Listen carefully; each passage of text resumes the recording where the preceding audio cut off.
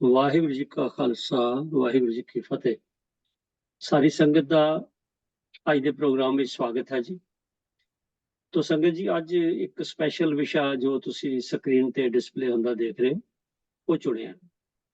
ਤੋ ਵੈਸੇ ਤਾਂ ਵੀਰਵਾਰ ਨੂੰ ਇਤਿਹਾਸ ਦੀ ਗੱਲ ਹੁੰਦੀ ਹੈ, ਪਰ ਅੱਜ ਇਹ ਜਿਹੜੀ ਇੱਕ ਪ੍ਰੈਜੈਂਟੇਸ਼ਨ ਤੁਹਾਡੇ ਸਾਹਮਣੇ ਹੈ ਇਹ ਹਰਜੀਤ ਸਿੰਘ ਜੀ ਨੇ ਕਿਸੇ ਪ੍ਰੋਗਰਾਮ ਵਿੱਚ ਪੇਸ਼ ਕੀਤੀ ਸੀ। ਤੋ ਉਸ ਕਰਕੇ ਹੋਇਆ ਵੀ ਸਾਡੀ ਕਲਾਸ 'ਚ ਸਾਂਝੀ ਜ਼ਰੂਰ ਕੀਤੀ ਜਾਏ। ਉਹਦਾ ਕਾਰਨ ਇਹ ਹੈ ਕਿ ਜਿਵੇਂ ਤੁਸੀਂ ਦੇਖ ਰਹੇ ਹੋ, ਇਹਦਾ ਜੋ ਟਾਈਟਲ ਹੈ ਸਿੱਖ ਧਰਮ ਦੇ ਪ੍ਰਚਾਰ ਵਿੱਚ ਚੁਣੌਤੀਆਂ। ਤੇ ਜੇ ਮੈਂ ਕਹਾਂ ਅੱਜ ਚੁਣੌਤੀਆਂ ਨੇ, ਇਹ ਵੀ ਗੱਲ ਗਲਤੀ ਹੈ। ਅੱਜ ਸਾਡੇ ਕੋਲ ਰਿਸੋਰਸਸ ਉਹਨੇ ਨਹੀਂ ਜਿੰਨੀਆਂ ਚੁਣੌਤੀਆਂ ਨੇ, ਸਾਡੀ ਆਊਟਪੁੱਟ ਉਹਨੇ ਨਹੀਂ ਜਿੰਨੀਆਂ ਚੁਣੌਤੀਆਂ। ਤੇ ਇਹ ਜਿਹੜੀਆਂ ਚੁਣੌਤੀਆਂ ਨੇ ਇਹ ਕਿਸੇ ਵੀ ਭਾਵੇਂ ਇੰਡੀਵਿਜੂਅਲ ਦੀਆਂ ਹੋਣ, ਆਰਗੇਨਾਈਜੇਸ਼ਨ ਦੀਆਂ ਹੋਣ ਜਾਂ ਕਿਸੇ ਕਮਿਊਨਿਟੀ ਦੀਆਂ ਹੋਣ, ਉਹਦੇ ਲਈ ਇਹ ਬੜੀਆਂ ਧਿਆਨ ਰੱਖਣ ਦੀ ਲੋੜ ਹੈ ਕਿ ਉਹਨਾਂ ਦਾ ਜੇ ਅਸੀਂ ਸੋਲੂਸ਼ਨ ਨਾ ਕੱਢਿਆ ਤੇ ਉਹਦੇ ਰਿਜ਼ਲਟ ਜਿਹੜੇ ਨੇ ਬੜੇ ਮਾੜੇ ਨਿਕਲਣਗੇ। ਤਾਂ ਖੈਰ, ਮੈਂ ਬੇਨਤੀ ਕਰ ਰਿਹਾ ਸਰ ਹਰਜੀਤ ਸਿੰਘ ਜੀ ਨੂੰ ਕਿ ਅੱਜ ਦਾ ਜਿਹੜਾ ਵਿਸ਼ਾ ਬੜਾ ਅਹਿਮ ਹੈ। ਮੈਂ ਸੰਗਤ ਨੂੰ ਕਹਾਂਗਾ ਵੀ ਇਹਦੇ ਚ ਬਿਲਕੁਲ ਇੱਕ ਇੱਕ ਅੱਖਰ ਜਿਹੜਾ ਉਹ ਸਾਨੂੰ ਵਿਚਾਰਨ ਦੀ ਲੋੜ ਪਵੇਗੀ। ਤੋ ਐਂਡ ਤੇ ਆਪਾਂ ਤੁਹਾਡੇ ਕਮੈਂਟਸ ਔਰ ਸਵਾਲ ਵੀ ਲਵਾਂਗੇ। ਤੋ ਮੈਂ ਬੇਨਤੀ ਕਰਾਂ ਵੀ ਹਰਜੀਤ ਸਿੰਘ ਜੀ ਨੂੰ ਕਿ ਇਹ ਜੋ ਸਿੱਖ ਧਰਮ ਦੇ ਪ੍ਰਚਾਰ ਵਿੱਚ ਚੁਣੌਤੀਆਂ ਨੇ ਉਹਨਾਂ ਬਾਰੇ ਸਾਡੇ ਨਾਲ ਗੱਲਬਾਤ ਕਰੋ ਜੀ। ਹਰਜੀਤ ਸਿੰਘ ਜੀ, ਵਾਹਿਗੁਰੂ ਜੀ ਕਾ ਖਾਲਸਾ ਵਾਹਿਗੁਰੂ ਜੀ ਕੀ ਫਤਿਹ। ਇੱਕ ਓੰਕਾਰ ਸਤਨਾਮ ਕਰਤਾ ਪੁਰਖ ਨਿਰਭਉ ਨਿਰਵੈਰ ਅਕਾਲ ਮੂਰਤ ਅਜੂਨੀ ਸੈਭੰ ਗੁਰ ਪ੍ਰਸਾਦ।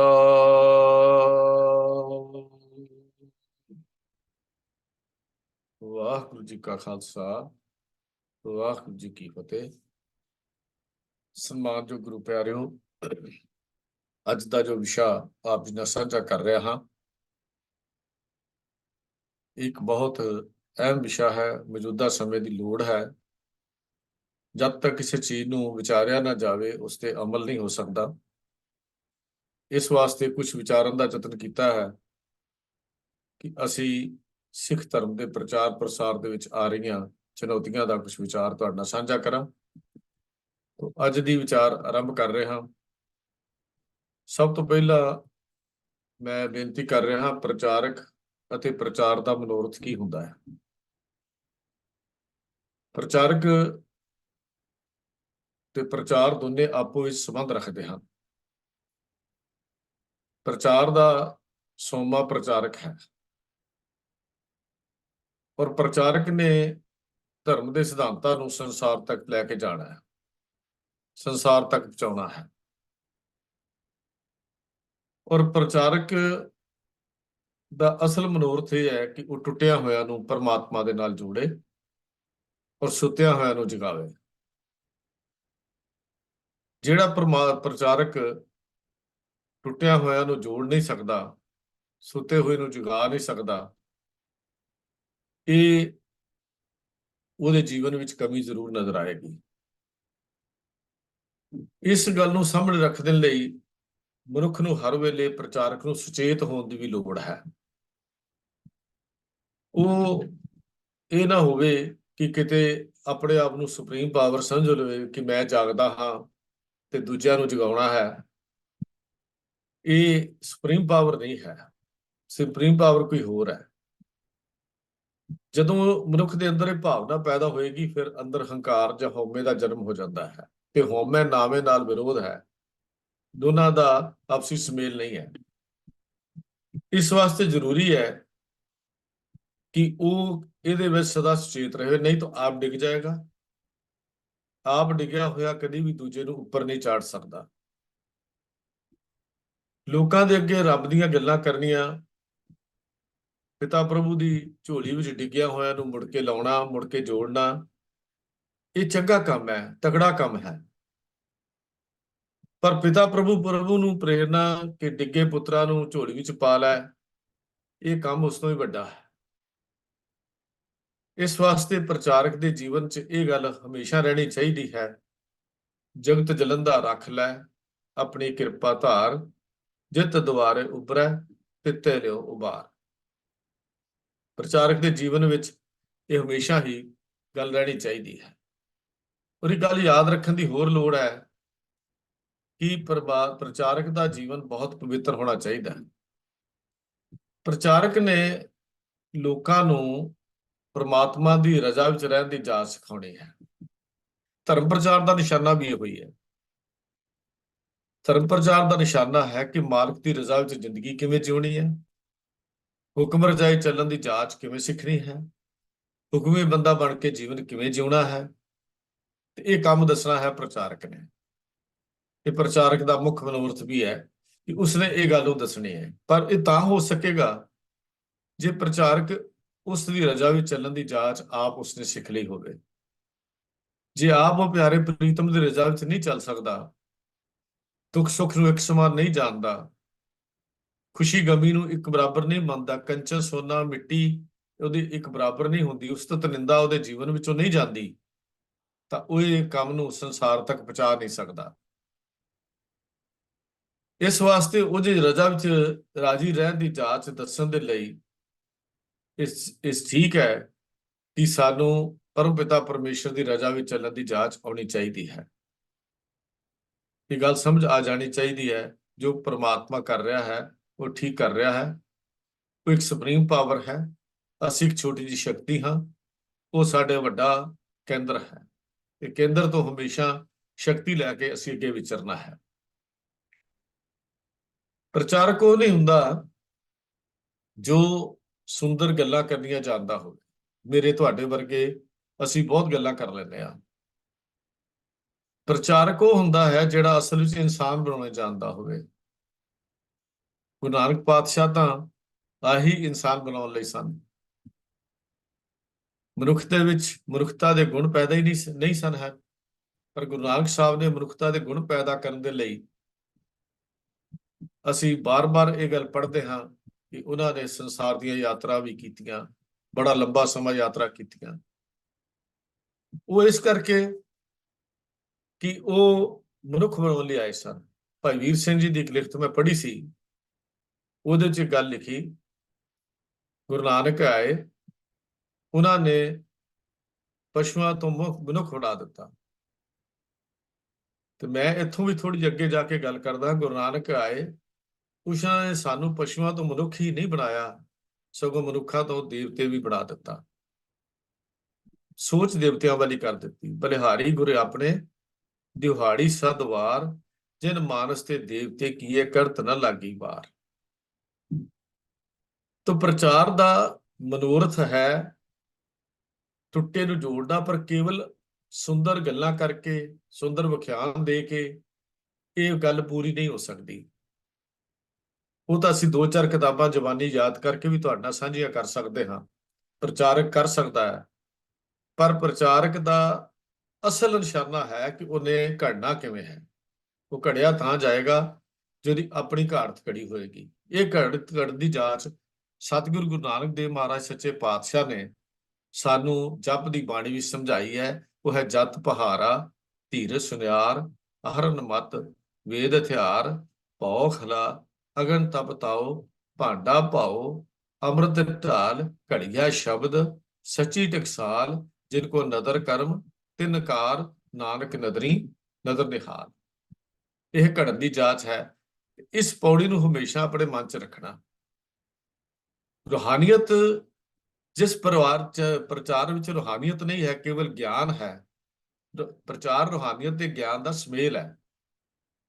ਪਰ ਜਿੱਥੇ ਇਕੱਲਾ ਸੁਗਿਆਨ ਦੀ ਗੱਲ ਹੋਵੇ, ਉੱਥੇ ਜੀਵਨ ਨਹੀਂ ਮਿਲ ਸਕਦਾ, ਉੱਥੇ ਮੁਰਦਾਪਨ ਪੈਦਾ ਹੁੰਦਾ ਹੈ। ਗਿਆਨ ਇਕੱਲਾ ਜੀਵਨ ਨਹੀਂ ਦੇ ਸਕਦਾ।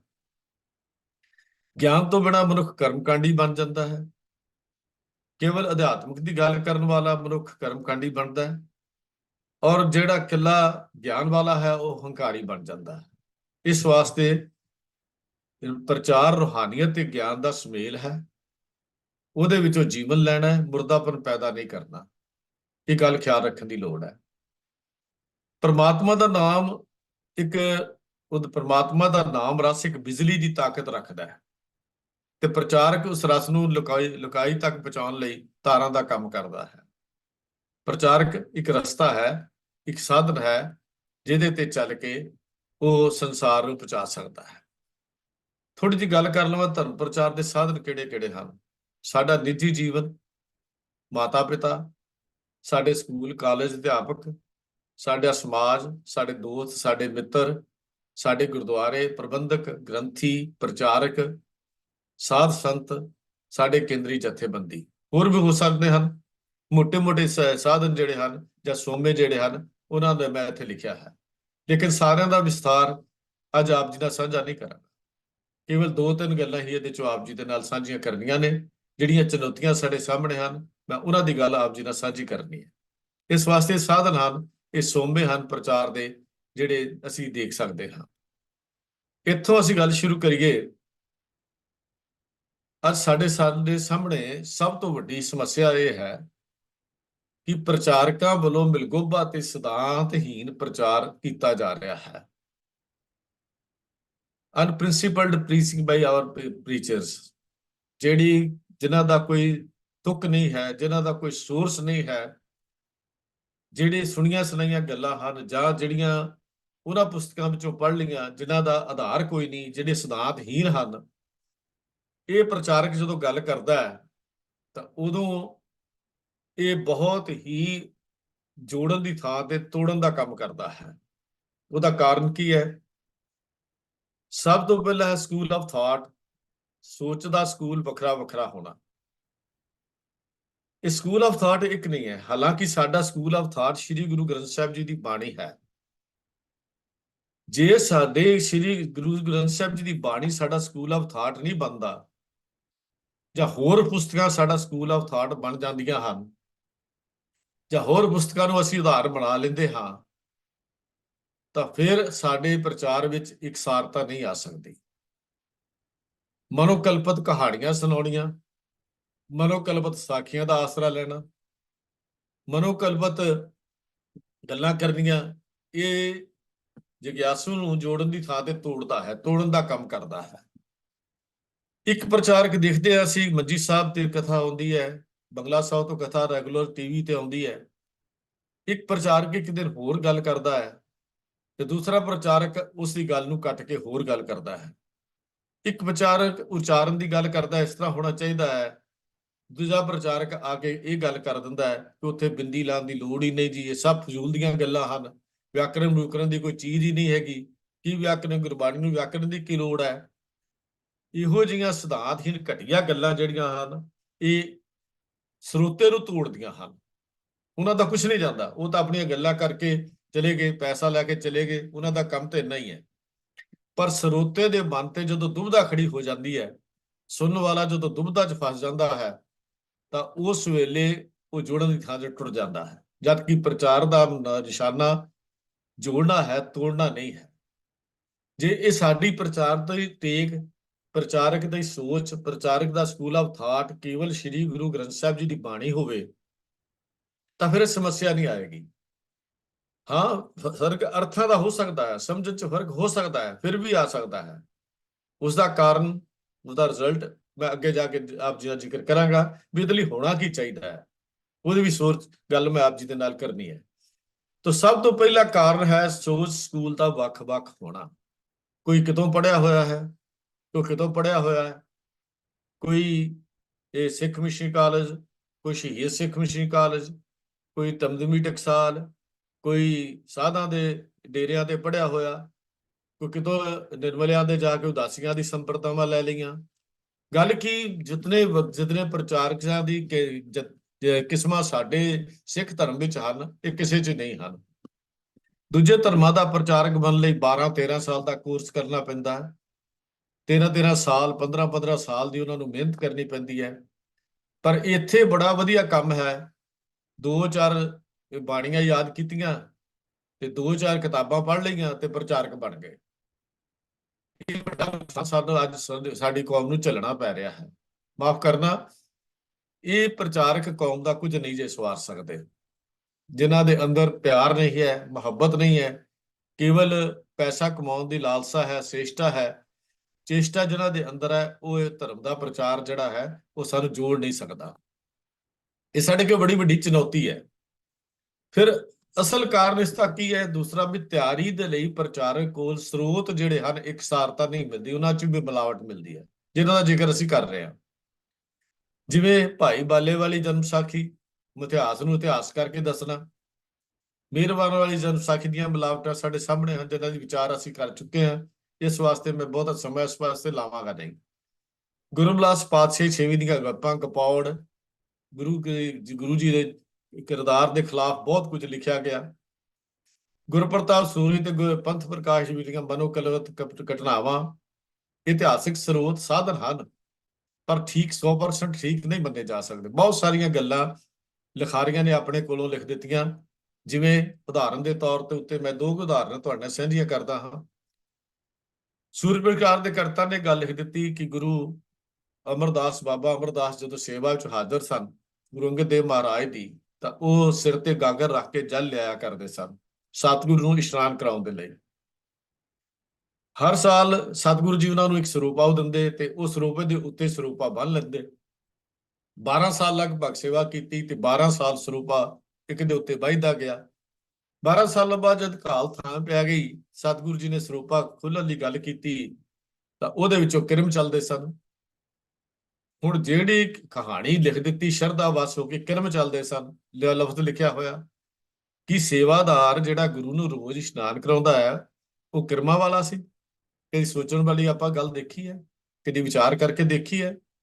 ਇਹੋ ਜਿਹੀਆਂ ਇਤਿਹਾਸਕ ਗੱਲਾਂ ਜਦੋਂ ਅਸੀਂ ਸੰਗਤ ਨੂੰ ਸੁਣਾਉਂਦੇ ਹਾਂ, ਹਾਂ ਸਵਾਦ ਤਾਂ ਆ ਜਾਂਦਾ ਹੋਏਗਾ, ਗੱਲ ਦਾ ਸਵਾਦ ਤਾਂ ਅਸੀਂ ਲੈ ਲੈਂਦੇ ਹੋਵਾਂਗੇ, ਪਰ ਸਿਧਾਂਤ ਤੋਂ ਦੂਰ ਜਾ ਕੇ ਅਸੀਂ ਗੁਰੂ ਦੀ ਗੱਲ ਨਹੀਂ ਕਰ ਸਕਾਂਗੇ।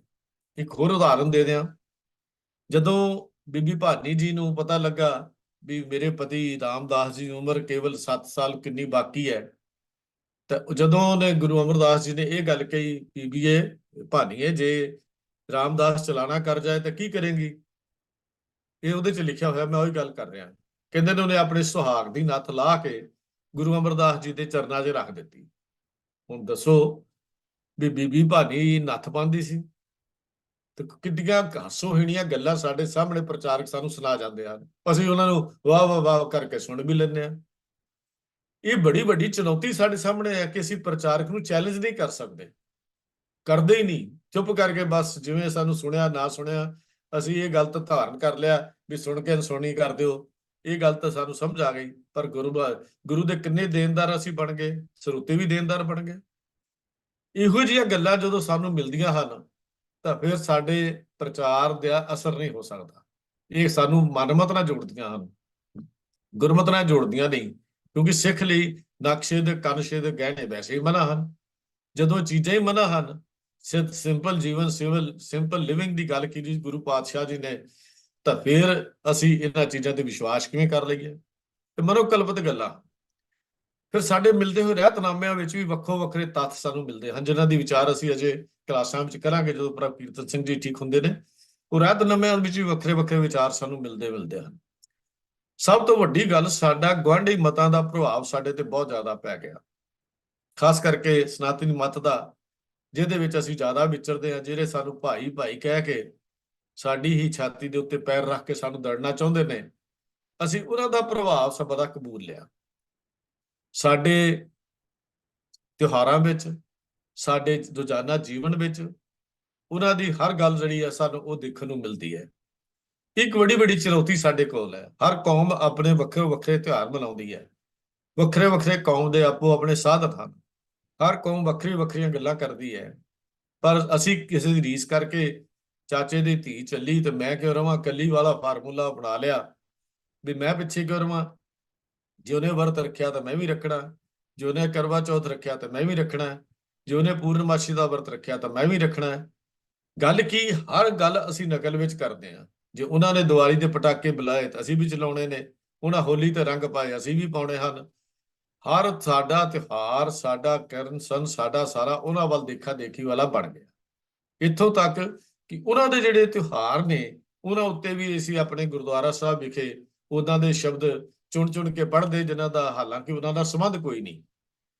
ਕਿੰਨਾ ਕੁ ਅਸੀਂ ਅਸਰ ਕਬੂਲ ਹੈ, ਕਿੰਨੀ ਕੁ ਅਧੀਨਤਾ ਅਸੀਂ ਕਬੂਲ ਚੁੱਕੇ ਹਾਂ, ਜਰਾ ਖਿਆਲ ਕਰਕੇ ਦੇਖੋ। ਪੂਰੀ ਤਰ੍ਹਾਂ ਅਧੀਨਤਾ ਅਸੀਂ ਆਪਣੇ ਗੁਆਂਢੀ ਮਤਾਂ ਦੀ ਕਬੂਲ ਲਈ ਹੋਈ ਹੈ, ਜਦ ਇਹ ਬੜੀ ਵੱਡੀ ਚੁਣੌਤੀ ਸਾਡੇ ਸਾਹਮਣੇ ਹੈ, ਜਿਹਨਾਂ ਨੂੰ ਕੱਢਣਾ ਕਿਵੇਂ। ਇਹਦਾ ਕਾਰਨ ਹੈ, ਇਹਦਾ ਕਾਰਨ ਕੁਝ ਵਿਚਿੱਤਰ ਨਾਟਕ ਦੀਆਂ ਲਿਖਤਾਂ ਵੀ ਹਨ। ਆਪ ਭਲੀ ਭਾਂਤ ਜਾਣਦੇ ਹੋ ਕਿ ਵਿਚਿੱਤਰ ਨਾਟਕ ਕਲਗੀਧਰ ਪਾਤਸ਼ਾਹ ਦੇ ਜੋਤੀ ਜੋਤ ਸਮਾਉਣ ਤੋਂ ਬਾਅਦ ਹੋਂਦ ਵਿੱਚ ਆਇਆ। ਜਦੋਂ ਇਹ ਹੋਂਦ ਬਾਅਦ ਵਿੱਚ ਆਇਆ ਤੇ ਇਹਦੇ ਵਿੱਚ ਬਹੁਤ ਸਾਰੀਆਂ ਕਵਿਤਾਵਾਂ ਭਾਈ ਮਨੀ ਸਿੰਘ ਜੀ ਨੇ ਜਦੋਂ ਇਹ ਸੁਨੇਹੇ ਭੇਜੇ ਕਿ ਸਤਿਗੁਰੂ ਦੀਆਂ ਰਚਨਾ ਜਿਹਦੇ ਪਾਸ ਆ ਉਹਨੂੰ ਲਿਆਓ, ਇਕੱਠਿਆ ਕੀਤਾ ਜਾਏ। ਭਾਈ ਮਤੀ ਸਿੰਘ ਭਾਈ ਮਨੀ ਸਿੰਘ ਜੀ ਸ਼ਹੀਦ ਹੋ ਜਾਂਦੇ ਹਨ। ਇਹ ਉਸੇ ਦੀਆਂ ਉਸਤਨਾਂ ਰਹਿ ਜਾਂਦੀਆਂ ਹਨ। ਜਿੰਨੀਆਂ ਵੀ ਕਵੀਆਂ ਨੇ ਜੋ ਕੁਝ ਭੇਜਿਆ ਉਹ ਸਾਰਾ ਕੁਝ ਲੈ ਕੇ ਉਹਨੂੰ ਜਿਲਦ ਬੰਨ੍ਹ ਦਿੱਤੀ ਤੇ ਉਹਨੂੰ ਜਿਹੜਾ ਸੀ ਵਿਚਿੱਤਰ ਨਾਟਕ ਬਣਾ ਲਿਆ। ਤੇ ਉਹਦੇ ਵਿੱਚ ਜੋ ਮਨੋਕਲਪਿਤ ਗੱਲਾਂ ਸਨ ਉਹ 20ਵੀਂ ਸਦੀ ਵਿੱਚ ਜਾ ਕੇ ਅੱਗੋਂ ਭਾਈ ਵੀਰ ਸਿੰਘ ਜੀ ਨੇ ਹੋਰ ਵੀ ਐਡ ਕਰ ਦਿੱਤੀਆਂ ਤੇ ਉਹ ਜਿਹੜਾ ਨਾਟਕ ਗ੍ਰੰਥ ਸਾਡੇ ਸਾਹਮਣੇ ਆ ਗਿਆ।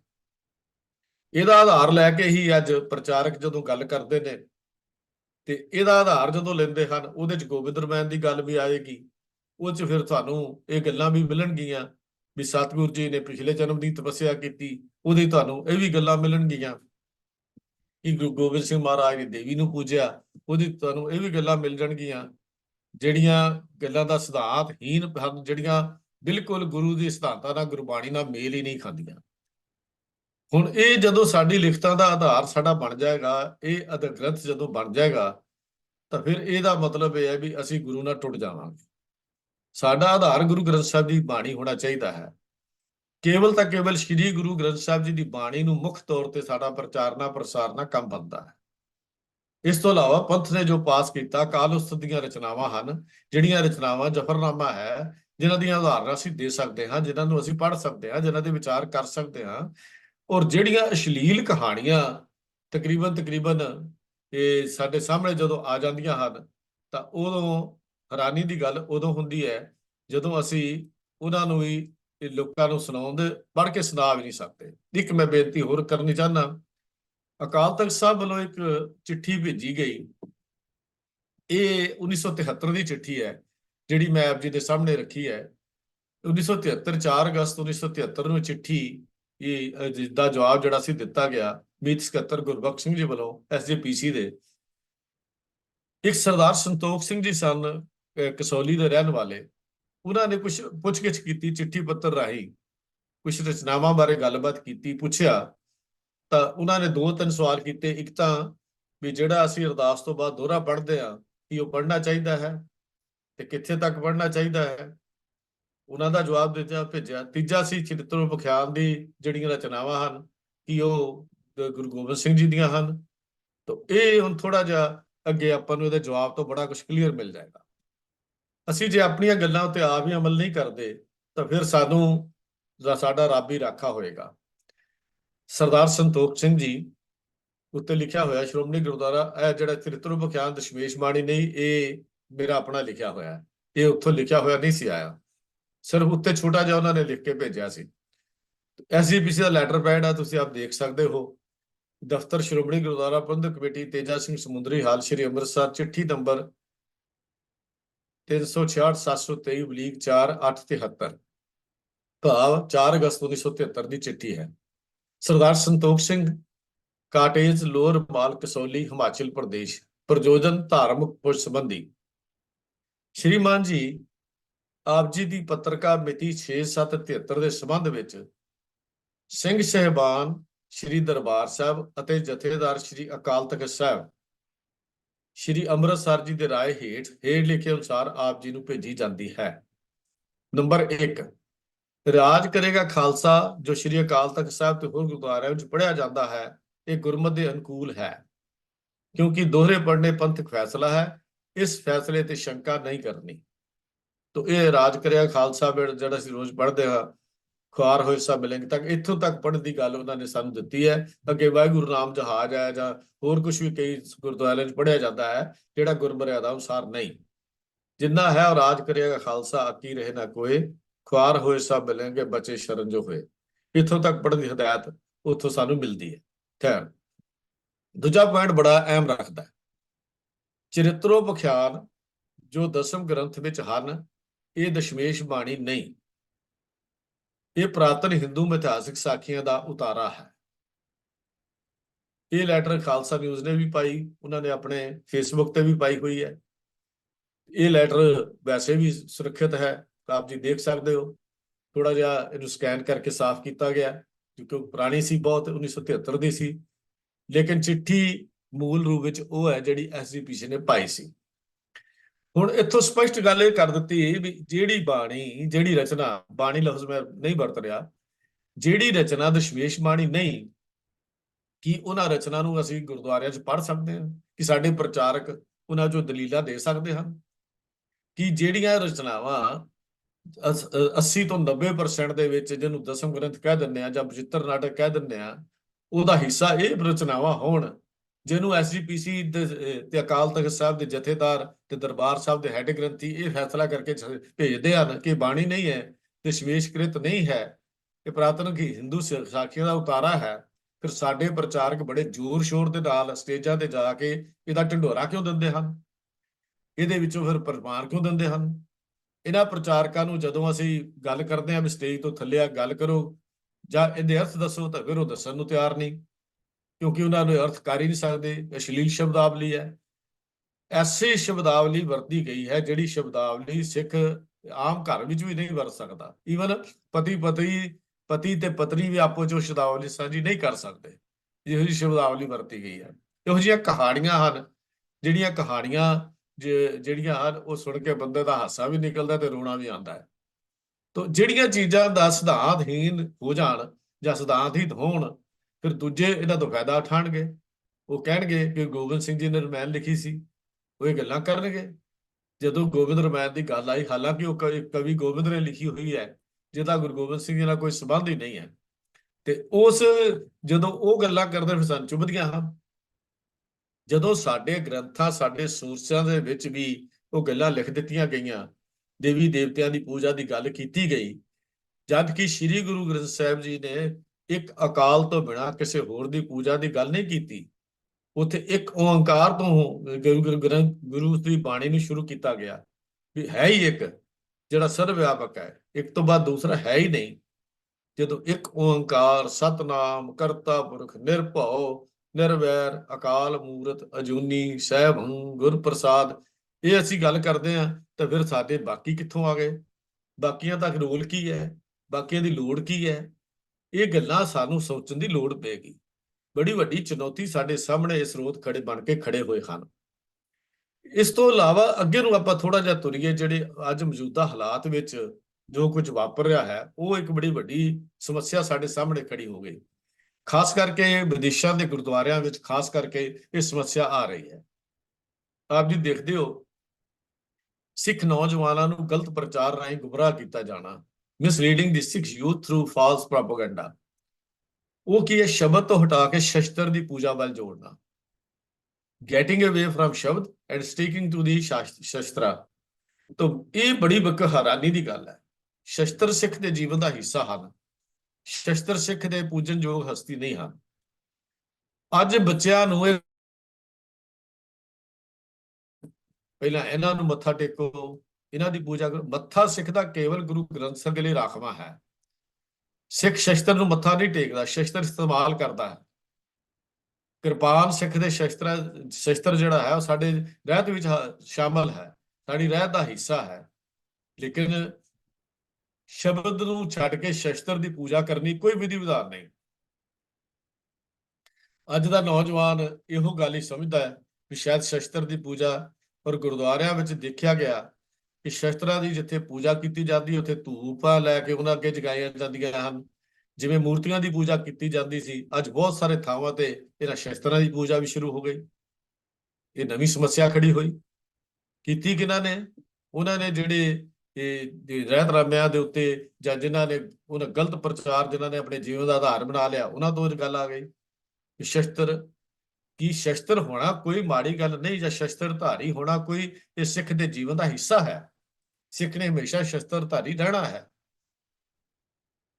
ਪਰ ਇਹ ਕਿਤੇ ਨਹੀਂ ਗੱਲ ਲਿਖੀ ਵੀ ਸਿੱਖ ਨੇ ਸ਼ਸਤਰਾਂ ਦੀ ਪੂਜਾ ਕਰਨੀ ਹੈ ਇੱਕ ਪ੍ਰਮਾਤਮਾ ਨੂੰ ਛੱਡ ਕੇ। ਇਹ ਕਿਤੇ ਵੀ ਨਹੀਂ ਮਿਲਦੀ, ਨਾ ਕਿਸੇ ਰਹਿਤਨਾਮੇ 'ਚ ਮਿਲਦੀ ਹੈ, ਨਾ ਹੀ ਸਾਨੂੰ ਕਿਤੇ ਹੋਰ ਇਹ ਚੀਜ਼ ਮਿਲਦੀ ਹੈ।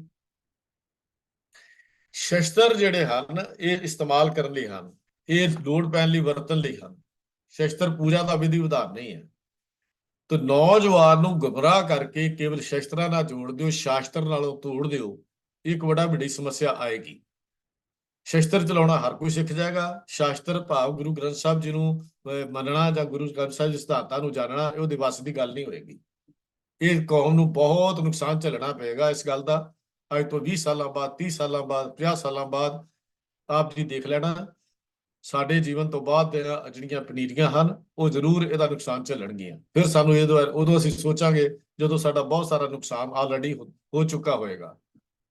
ਤਾਂ ਇਸ ਵਾਸਤੇ ਜਿਹੜਾ ਅਗਲੀ ਸਮੱਸਿਆ ਹੈ, ਅੱਜ ਲੰਮੇ ਚੋਲੇ ਵਾਲੇ ਪਹਿਰਾਵੇ ਨੂੰ ਹੀ ਸਿੱਖੀ ਦਾ ਪਹਿਰਾਵਾ ਮੰਨਿਆ ਜਾਣ ਲੱਗ ਪਿਆ। ਤੁਸੀਂ ਦੇਖਿਆ ਹੋਵੇਗਾ,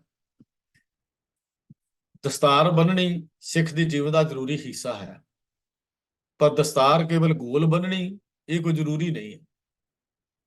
ਦਸਤਾਰ ਦੇ ਆਪੋ ਆਪਣੀਆਂ ਕਿਸਮਾਂ ਹਨ। ਕੋਈ ਕਿਸ ਤਰ੍ਹਾਂ ਦੀ ਬੰਨ ਲੈਂਦਾ ਹੈ, ਕਿਸ ਤਰ੍ਹਾਂ ਦੀ ਬੰਨ ਲੈਂਦਾ ਹੈ, ਦਸਤਾਰ ਸਜਾ ਰਿਹਾ ਹੈ, ਪਰ ਦਸਤਾਰ ਸਜਾਉਣੀ ਜ਼ਰੂਰੀ ਹੈ।